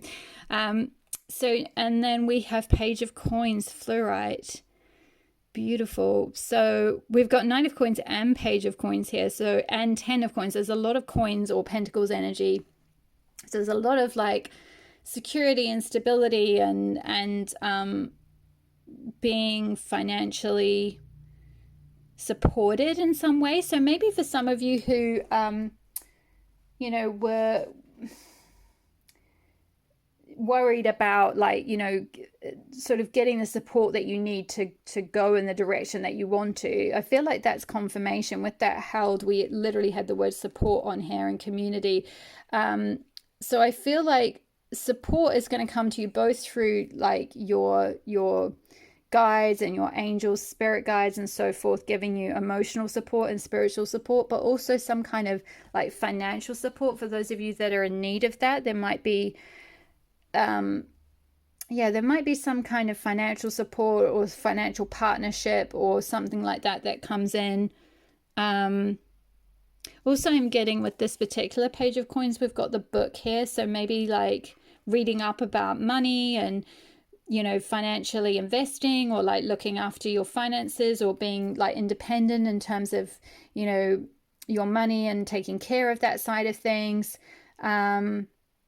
That might be useful for you. That might be helpful to help you find that stability and security as you kind of leave the nest. So this could be especially for those of you who are like leaving home and you've been used to being dependent on someone or financially dependent on someone, and now you're going out into the world and starting this new journey, starting something new, or going traveling, or saving for a house or something like that. And it's like, reading up about like how you can do that, how you can best like financially support yourself. Or this could be also some of you are writing a book about your journey or something, maybe writing about your adventures in business is what I'm hearing. So some of you might well be like that could be this fool's journey, is like you're leaving behind, maybe it's not so much leaving behind a home, but leaving behind the stability and security of, say, a corporate job or a regular job or something like that. And you're kind of stepping into this fool's energy of being like, right, okay, I'm leaving the nest of like, kind of regular work, and now I'm going freelance, or now I'm going, I'm setting up my own private practice, or I'm setting up my own business. Being an entrepreneur, or setting up my own, could be channel, or some, or being a freelance writer or something, and like earning money my way, like taking action towards getting my own coin, taking action towards creating my own stable future, my own, whatever it is that I want, like whatever abundance that I want. And there's going to be quite a like identity shift in how you see yourself. So maybe that's where like studying, like reading up about like other people who've done this journey, other people who've done business, people who are similar to you, maybe who have done something in that, whether it's in the same industry or something like that, that could be very like helpful for you at this time. I feel like that's all the messages from the tarot. Let's finish up with your crystal mandala oracle. So we have for you Heavenly Mercy, Angel Uziel, and Smoky Quartz, and then we'll finish with the daily rituals card in just a moment. So crystal mandala, we've got card number 18. Here we go. So Heavenly Mercy, we bring you the gift of Heavenly Mercy. As you grow spiritually, your energy field becomes more substantial. Your thoughts and actions carry more karmic weight in the world. As your power increases, your ability to do good increases too. Your positive words can have a potent effect on others. So too can the very human moments where you may be having an off day and unintentionally respond to another in a way that is not unconditionally loving. We do not want you to be afraid of becoming powerful. We know that most often you are going to make a positive contribution with your power. We also know that sometimes you will wish you could undo a choice you have made and its effect.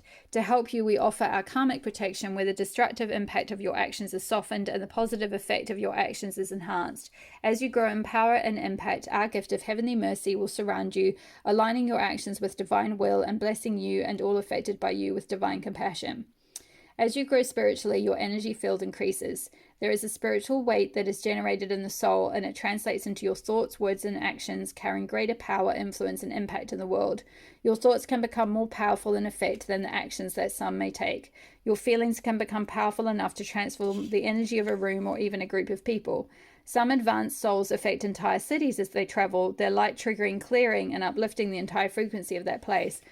Where your impact might have been limited, though just as important, to having an effect on one person when you speak, the power of your increasing spiritual impact can cause the energy of your words to be broadcast far and wide through the inner planes. Those who are sensitive enough will be consciously able to see and feel you as they meditate or sleep. You will be working for the light even when you think you are not. As you continue to embody a more spiritual light, your energy field expands to accommodate it. Your ability to have an effect simply through your presence becomes increasingly tangible and far-reaching. This will only continue as you grow. You become increasingly like the sun, just shining where the others can always see or hear you consciously or not. You are there, giving light, radiant with higher consciousness and supporting life. The sun is a life-giving force with both consciousness and power. Without it, there is no life, yet without protection against it, it would be too powerful for life on Earth to thrive. The effect of its consciousness would be overwhelming, destructive. Earth has a massive energy field that helps filter the powerful light of the sun, so there is a moderation of its power, adjusting it so it can support life. There is no ill intention in the sun. It is what it is, yet the strength of it needs softening to be of use to life on Earth. The divine quality that allows this to happen is heavenly mercy. It is the intelligent function of the divine that blunts and absorbs impact through various mechanisms of grace so that divine power supports life. So this is a really long message, so I'm just going to quickly summarize. So finally, this oracle brings you a message. If you've been struggling with an issue that feels too much for you, use the following healing process to pray for heavenly mercy. Mercy will bring you respite when the light of your spirit has grown too bright for your body, emotions, and mind to be able to process. In nature, there is night and day. The earthly part of your nature, your sacred animal body, needs a break from the light to absorb its life-giving properties and to integrate and heal itself. Mercy will give your body the spiritual shade it needs to recover from exposure to light, which has become overwhelming. In that shade, it can rest, recover, and prepare to meet the light again, adapting at a gentler and more effective pace. Heavenly mercy will help you recover and repair yourself from your struggles whilst protecting you from too much too soon. Then you will find in due course that what once may have seemed too much to handle naturally becomes easier to successfully resolve. So there is a healing process which I'll hold up to the camera if you felt that card resonated. And you can take a screenshot and do that in your own time. Okay.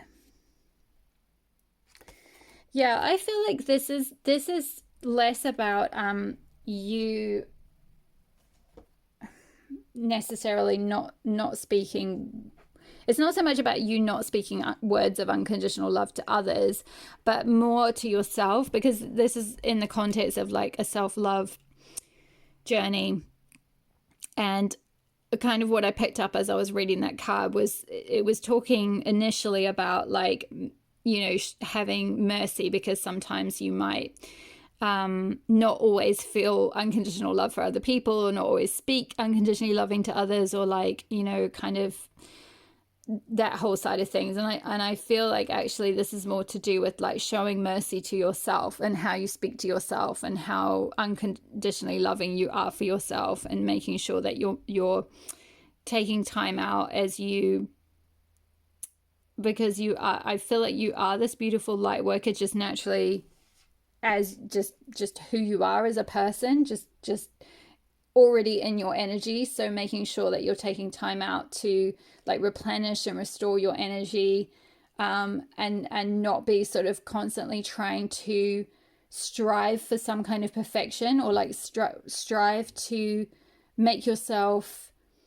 like this uber spiritual guru person, or like the most amazing, I don't know, whatever it is, like yoga teacher on the planet, or like, you know, the most amazing meditator, or, you know, I'm kind of picking up a sort of perfectionist vibe from someone here. And I feel like this mercy is kind of coming to you because it's saying be merciful and compassionate to yourself, like show mercy to your own self, because like you might have picked up some, yeah, possibly some like negative self-talk somewhere along the way, where you're quite harsh on yourself, or quite perfectionistic with yourself, or quite sort of driven in some ways, especially if you especially if you feel like you do want to take risks in a certain area, but you just haven't quite been able to do that yet. It's maybe to do with like how much kind of spiritual light you're able to absorb. It's like you can't always be in the sun, right? You can't always be shining that light. You've got to have sort of downtime as well, and time to like kind of just be human. And I think that's why there's so many like coins cards here, like human cards around like, the 3D world, and just taking care of your stability and your security and, your responsibilities and so forth in the 3D world. So let's finish up with your daily rituals card. We have got full moon. I welcome clarity and guidance from the full moon. Beautiful. And this is very similar energy to what I picked up at the beginning with the full moon here, and the someone seeking clarity, someone seeking like illumination to something, someone wanting to see something more clearly. And I feel like actually connecting with the full moon could be really helpful to do that, to find that guidance, to find that clarity, to help receive that support, that unseen support that this card talked about, to feel held and guided on your journey so you know where you're going next and what you're meant to take action on. Okay, my loves, I'm going to leave your message there for you, pile number 3. Thank you so much for being here. Don't forget to like the video and comment below if you enjoyed it and it resonated. And don't forget to hit the subscribe button and the notification bell so you'll be notified when I next upload a reading.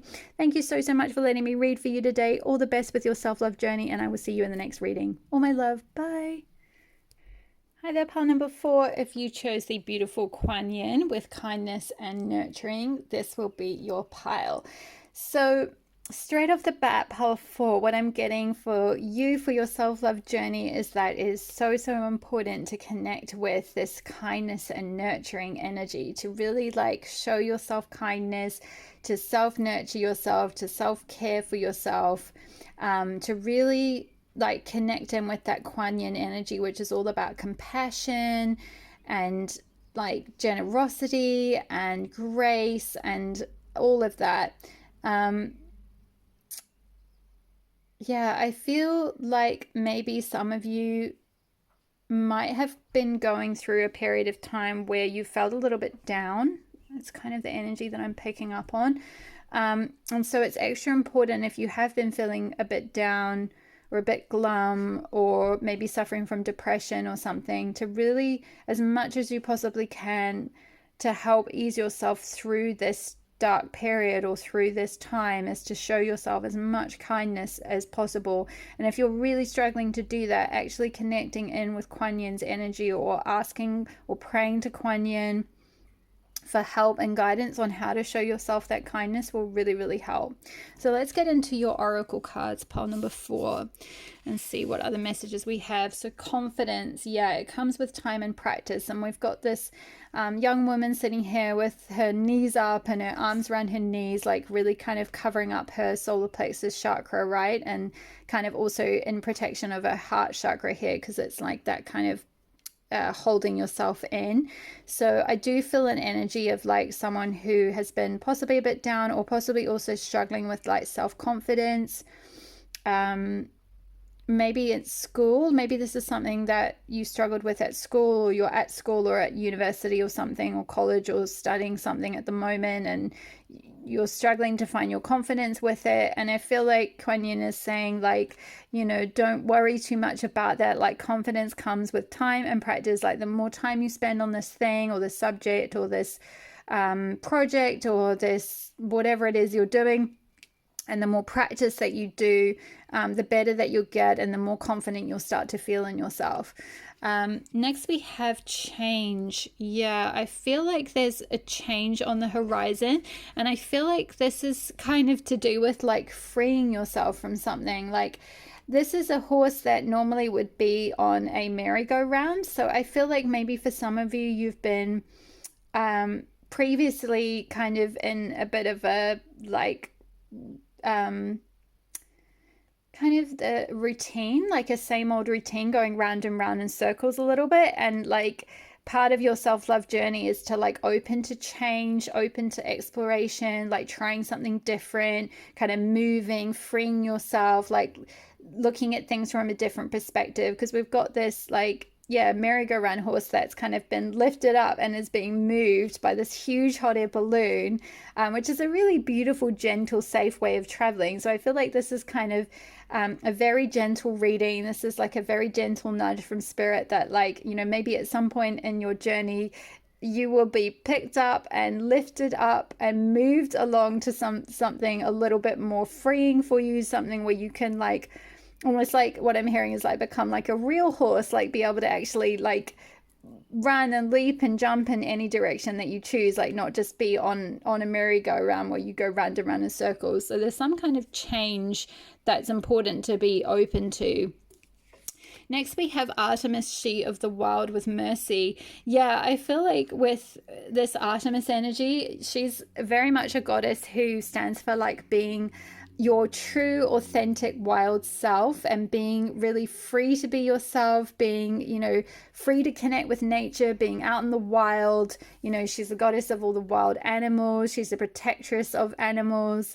So maybe some of you have a strong connection with animals or love getting out in the wild. Maybe you love wild camping or something, or that could be something that could be quite profound for you as part of your self-love journey to help you connect with that inner wild self, that inner like wild woman within or wild man within kind of thing, or however you identify.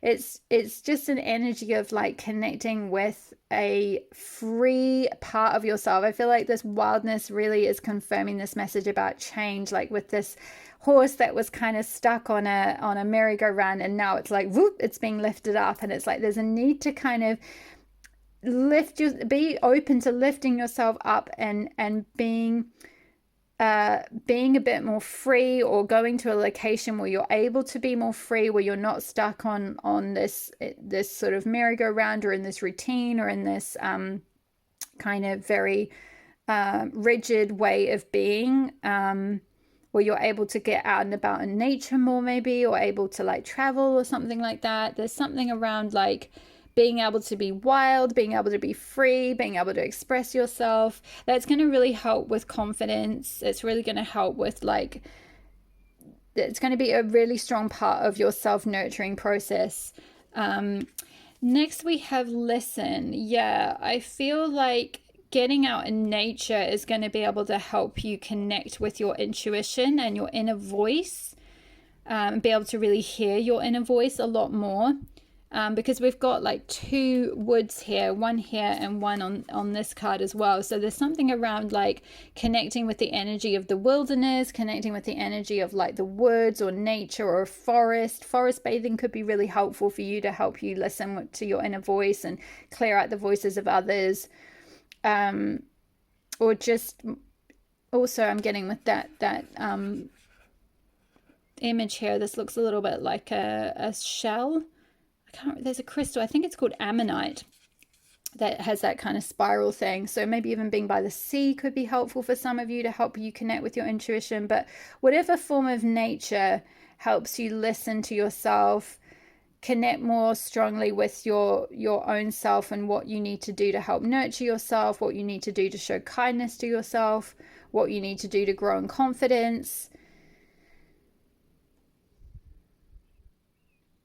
Yes, and then we have open. Yes, I love this. Yeah.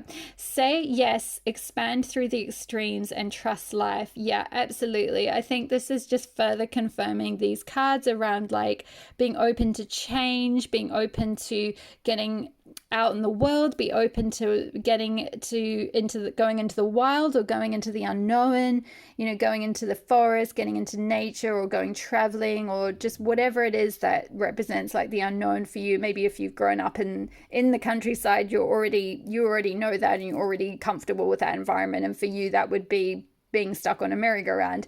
Whereas actually like going into the big city and like, you know, traveling on the metro or by train or something and exploring a big city, that's what, you know, getting out of that merry-go-round existence would be like for you. And there's a strong message to like say yes, you know, to open up, to expand through extremes. Like, don't be afraid of being extreme in some way. Don't be afraid of saying yes to something really wild that you wouldn't normally do. It's all part of like showing yourself kindness. It's all part of like, you know, expanding yourself, of really growing in confidence as a person. Just generally in yourself and your abilities and your ability to cope. Especially if you have like your world has become a little bit shrunk down, like maybe if you've been going through a period of depression, you've maybe had to cut out a lot of different things, like maybe other hobbies or, you know, forms of exercise, or things that you've, you know, previously done, maybe even certain friendships or relationships, and you've kind of made your world quite small. Like, I'm just getting with that kind of merry-go-round horse, like someone who, you know, they kind of have had to restrict their world down to just being like, boom, like on this merry-go-round. And it's like maybe they're back at home or something, and they're like kind of just doing the same little things every day and seeing the same people. And that's what you've had to do in order to feel safe, or like in order to, you know, cope with this depression or cope with whatever it was that you went through that has forced you to be like that. But I feel like you're being kind of nudged in a gentle way by spirit to like come back out into life again, to listen to your soul and what it's nudging you to do, to be open to change, to being open to like trusting life again. So maybe there was something around some experience that left you distrusting of people, or distrusting of life, or distrusting of the universe or something. And I feel like your guides want you to kind of give life another chance, like come back out again, try some new things, try some new hobbies, experience some things that, you know, might be a little bit out of your comfort zone. You know, maybe some of you are thinking of like traveling to study or something like that. I'm getting a vibe of someone studying, and, you know, maybe you have to go on the train to get there, or it's in a different city and you're like, oh, I don't know. I've always just lived at home. I've always lived in the same city or the same town. Like, oh, that's really scary. I don't have the confidence to do that, you know. And I feel like this little nudge from your guides is saying like, do it. Like, be open to it, like say yes. Like, if you've had an opportunity to go somewhere, to like have some change, to be like picked up and moved, then open to that. Like, allow yourself to be a bit more wild, allow yourself to be a bit more free. Listen to what your soul is calling you to do, I feel like. And if that's making a change in some way, then like put things in place to make that change. That is the like biggest form of like self-kindness and self-nurturing you can do. So let's get into, I'm going to leave your crystal mandala card for the end, and I'm going to go into the tarot portion of your reading now. So see if we can get some more messages. So if this reading is resonating for you, don't forget to hit the like button and comment below, or you can comment at the end. It just really helps my channel to grow. It helps me know what content is resonating for you as well. So I really appreciate each and every one of you who's been doing that. It's been so wonderful hearing from you. Whoops. Let's see. Okay, so what does Pile 4 need to know about self-love? What does Pile 4 need to know? Woo! That one came flying out. Ace of Coins. Yeah, new beginning. I love this. Beautiful. Moss agate. So moss agate crystal could be useful for some of you. And I feel like moss agate, it kind of gives me vibes of like wilderness, the wild, like connecting with the wild, connecting with nature, being very connected with the earth, with plants, with nature. I think have I got some... No, sorry. I was just looking at my crystals. I thought I might have some moss agate, but I don't think I do. But yeah, there's a new beginning that's coming for you, and it's something to do with like possibly a new home, because it's related to your like stability, your security, possibly your finances. So it could be like moving house, moving cities, moving home, moving jobs, you know, maybe for some of you it wasn't so much starting a new school, but it was like changing jobs, you know, like going to a new city or a new country to do a different job or something. I'm hearing like someone might be a translator. That's quite specific, so that might be for like one of you, but maybe you've been given an offer to do that and you're like, oh, I'm not sure I can do that. I've always like stayed in this one country or this one city, and now this job is offering you to go to like, I don't know, the Middle East or something like that, and you're like, oh, I don't feel confident enough. But it's really saying like, trust in these new beginnings, trust in life again. You have the courage, you have what you need to go forward with this new beginning. So let's see what else. Whoa. Oh wow, I love this. Queen of Pentacles as well, and Six of Pentacles. A lot of Pentacles energy. So there's a lot of gold energy here, actually. Gold and green are both here. So green is linked with the heart chakra. So I feel like whatever this new beginning is, it's something you're going to love. It's something that's really connected to your heart or close to your heart, or something you really want to do, that you really desire to do, but you've maybe just got a little bit of like, it's a little bit of lacking in confidence possibly. To like really take that leap towards that unknown, or to take that leap towards this new beginning. But I feel like with this Queen of Coins, like it's kind of confirming you're going to be supported in this. Like you're going to receive everything you need to do this, whether it's a new move or a new job or a new career, or maybe some of you are like starting your own business or something. This actually came out for pile 3 as well. So some of you might be drawn to pile 3.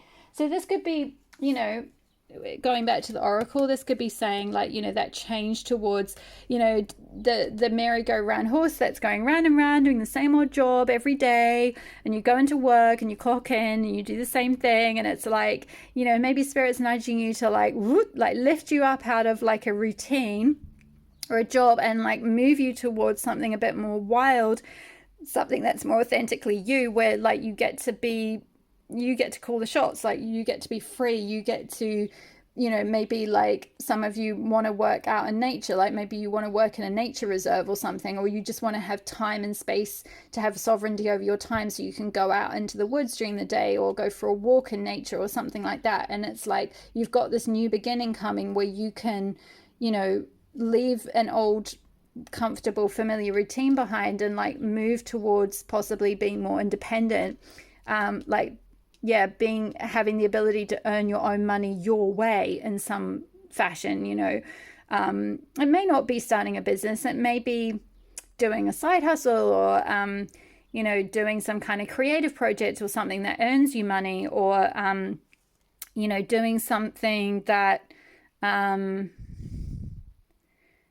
what I'm hearing is like gives you independence. So something that like it's possibly changing jobs or changing what you've been doing for money or for work or for home, so that you've got more independence. I feel like that's quite highlighted here. This queen of coins, she's got 2 cats around her, and cats are very symbolic of independence. So being free to be yourself, you know, free to be wild, free to like find your own security, find your own stability, earn money your way, do what, you know, start this new beginning for this new job, or this opportunity to work for yourself, or this opportunity to be a freelancer or something, or take this new role. This is coming for you. And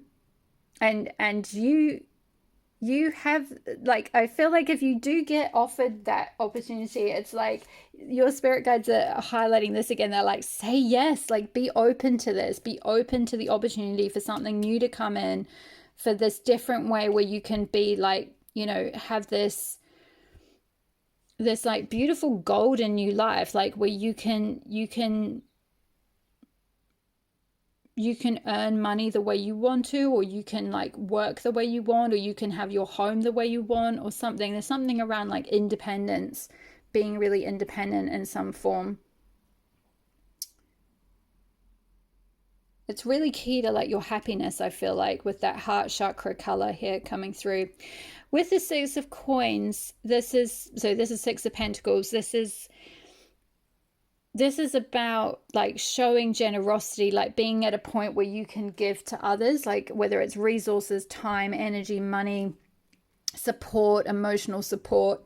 And I feel like this shift, this change, this new beginning is going to create such an abundance for you, such a like stable and secure future for you, that you're going to be in a position where you can give to others. Now, this could be creating some sort of like animal sanctuary, or like being in a position where you can like adopt lots of pets or something and look after them, or like you can just, I don't know, like go out in the world and connect, like, I don't know, work for animal sanctuaries or something is what I'm getting, or do some kind of work with animals like voluntarily is the sort of vibe I'm getting. It's almost like you get to such a point, you can get to such a point in your life where your other survival needs are taken care of and your stability and security is taken care of, whether it's through, you know, this new job or your own business or through savvy investments or something like that,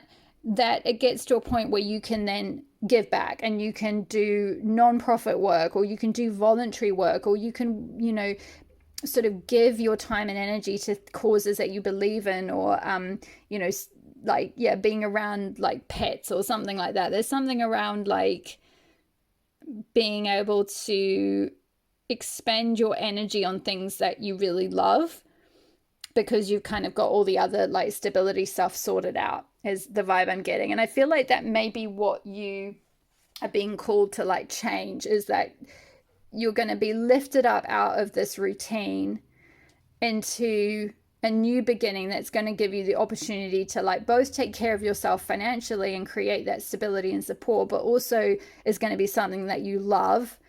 It's going to give back to you, as well as like give you the energy, give you more energy so that you can give back to others in some way, or like do voluntary things, or do hobbies, or do like sort of other stuff. Like it's a more sort of creating a more balanced life and a more enjoyable life, and one where you're, it's like you're not trapped on that wee merry-go-round. You're like out out in the world a lot more and engaging with causes and with people. I believe you're very, very generous. Pile number 4, you're a very generous person by nature, and you really want to give. And maybe that's what's been a bit frustrating about your situation, if you have felt a bit depressed or something, is that you haven't been able to really plug that giving energy into anything, because you've been stuck in some kind of situation that's been kind of going round and round. So let's finish up with your crystal mandala card. So we have got Goddess Lakshmi and Dendritic Agate with her golden grace, card number 38. Beautiful energy there. So I'm going to read a little bit from the guidebook. These messages are usually quite long, so I won't read all of it. Okay, so we bring you the empowerment of her golden grace, Divine Mother Lakshmi, who brings blessings of enlightenment and prosperity, beauty and good fortune. What were we just talking about? The Queen of Coins, exactly. Good fortune is coming to you. Fortune favors the bold, is what I'm hearing. Fortune favors the bold. So be bold, say yes to life, trust life again, get out there. So where did I get up to? Sorry. Who brings blessings of enlightenment and prosperity, beauty and good fortune, smiles upon you now. Open your mind to the reality of divine generosity. Yeah, 6 of Coins, generosity. That's all about that. Exactly. Without limit. Open your heart to feel worthy of her love. When you allow her to grant you bounty, to bless you with her golden grace, she is empowered to shine her divine beauty in the world, to heal, uplift, inspire, and enchant the souls in need. The generous golden grace of the divine feminine has its own way of accomplishing its purpose to uplift, heal, and inspire the hearts of humanity. Where there is fear which prevents a soul from being open and allowing life to happen, the Divine Mother may respond by wrenching whatever is obstructing the flow of love out of the way. Yeah, and sorry to interrupt again, but I feel like this is another message about opening, right? We've got where there is fear which prevents the soul from being open and allowing life to happen, and we've got open, say yes, expand through the extremes and trust life. So it's a double message about that. Being open, saying yes again, trying out new things, getting out and about, meeting people, trusting people again, learning to like trust in your own abilities, find confidence in yourself again, all of that. So if her fierce intervention is needed to ensure freedom for the soul, then this is what she expresses. Sometimes the harder path is what will truly free a soul from needing to repeat a pattern. Sometimes, however, what the harder path does not accomplish for the soul is not particularly helpful. If a soul would become more enslaved in fear at the prospect of her fierceness, or could benefit as much or more from a softer intervention, then the Universal Mother will employ a gentler method. Exactly. That's why we've got Kuan Yin. This is very gentle, this whole process. It's like you're not getting a butt kicking from Kali here. Like you're getting a very gentle nudge to like be open to new things. You're getting a very nurturing, kind, soft nudge from the goddess to like, get you out of your comfort zone, to come back out into the world again, to shine your light. It's so beautiful. It's such beautiful energy. It's so different from some of the other readings I've done that, not so much necessarily in this reading, but usually with this kind of thing, it's often like, you get these tough goddesses like Kali energy and so forth, and they can be really, really strong and kick butt. But like, this is lovely. This is like a loving little nudge, like a little boop, boop, get out of your nest, boop. So the softer touch of the Universal Mother is the warming glow of her golden grace. This grace is powerful. It can evoke reaction to, sometimes gratitude and wonder, but sometimes giving rise to issues about receiving, self-worth, and even fear of prosperity. Interesting, because we've got a lot around like money and prosperity being highlighted here for you. So it may be working through some fears about that if that's been something that you've been struggling with. So if you have come far enough on the spiritual path, you will know that love, even in its most gentle expression, will trigger the release of pain. The mind may desire the abundance, love, beauty, and prosperity of the divine goddess Lakshmi, and yet upon being offered the very thing that is desired, it can retreat in fear, doubt, and feelings of unworthiness. There is kindness in her golden grace. She offers what the soul can receive. Her love stimulates growth and healing, but always with compassion. If your mind and heart have been used to tougher love, the unexpected pleasure of her golden grace may give rise to an almost overwhelming sense of gratitude. You may even question whether or not it is too much. After a long period of struggle, learning to feel safe in a more effortless and gentle flow can take some time. Don't let fear convince you that if you receive, another must go without. In the golden grace of the Universal Mother, there is only abundance for all according to what serves love and what the soul can receive. Too much is too much, yet if you allow her, the Golden Mother will help you open and trust to receive more from her without condition. If you are feeling as though there are limits in your life that you would like to transcend, that is absolutely limits. Yeah, being like this horse stuck on the merry-go-round. So if you would like to transcend that, perhaps in particular any limits you feel regarding abundance, prosperity, and good fortune and spiritual enlightenment, then you will be open to the message this oracle gives you now. The Golden Mother includes you in her plan to spread the bounty of life throughout the world. Oh my goodness, that is exactly that Six of Pentacles, being generous with your bounty once you get it, being generous with your time, with your resources, with your energy. I love this. This is so syncing up everything here. As you receive from her, you will be empowered to share her vibrant grace with others. Open your heart to her golden smiling face and allow love's abundance to fill your world.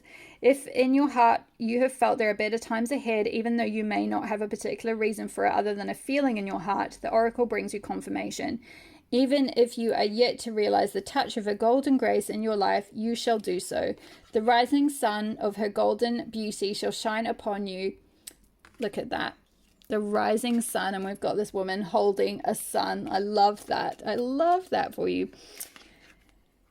The rising sun of her golden beauty shall shine upon you, ushering in a time of love, prosperity, and peace. Oh, so beautiful. I'll hold that up to the card so you can really draw on the energy from this card, because these cards are like really beautifully encoded with the crystal energy and the goddess energy. So just by absorbing that image, you can pick up that energy if you're open to it.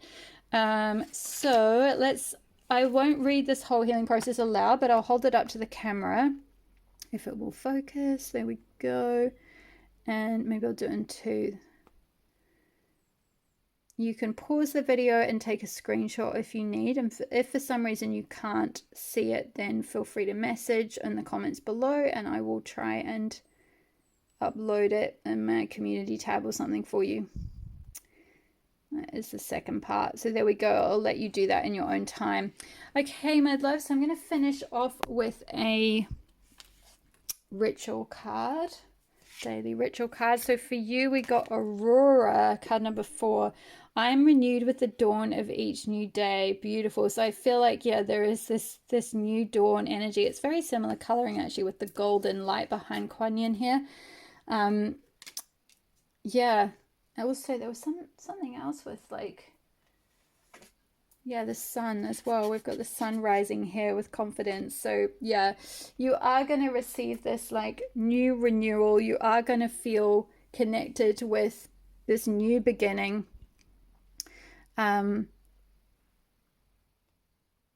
Yeah, I feel like trying there's this energy of renewal. So whatever difficulty you've been going through or whatever experience of kind of stuckness or sameness or being stuck in a routine, it's like that is going to lift. You are going to be renewed. You are going to have this new dawn in your life. You are going to have this abundance and prosperity and new beginning that is going to be coming through. It's highlighted really, really strongly here for you. So really beautiful energy, pile number 4. I love this journey for you. I'm going to leave your reading there. Thank you so much for letting me read for you today and for being here. Thank you so much for all of you for your support. Don't forget to leave a comment below if it resonated and hit the like button. Hit the subscribe button if you're not already and the notification bell so you'll be notified when I next upload a reading. Thank you so much for being here. All the best with your self-love journey, pile number 4, and I will see you in the next reading. Bye.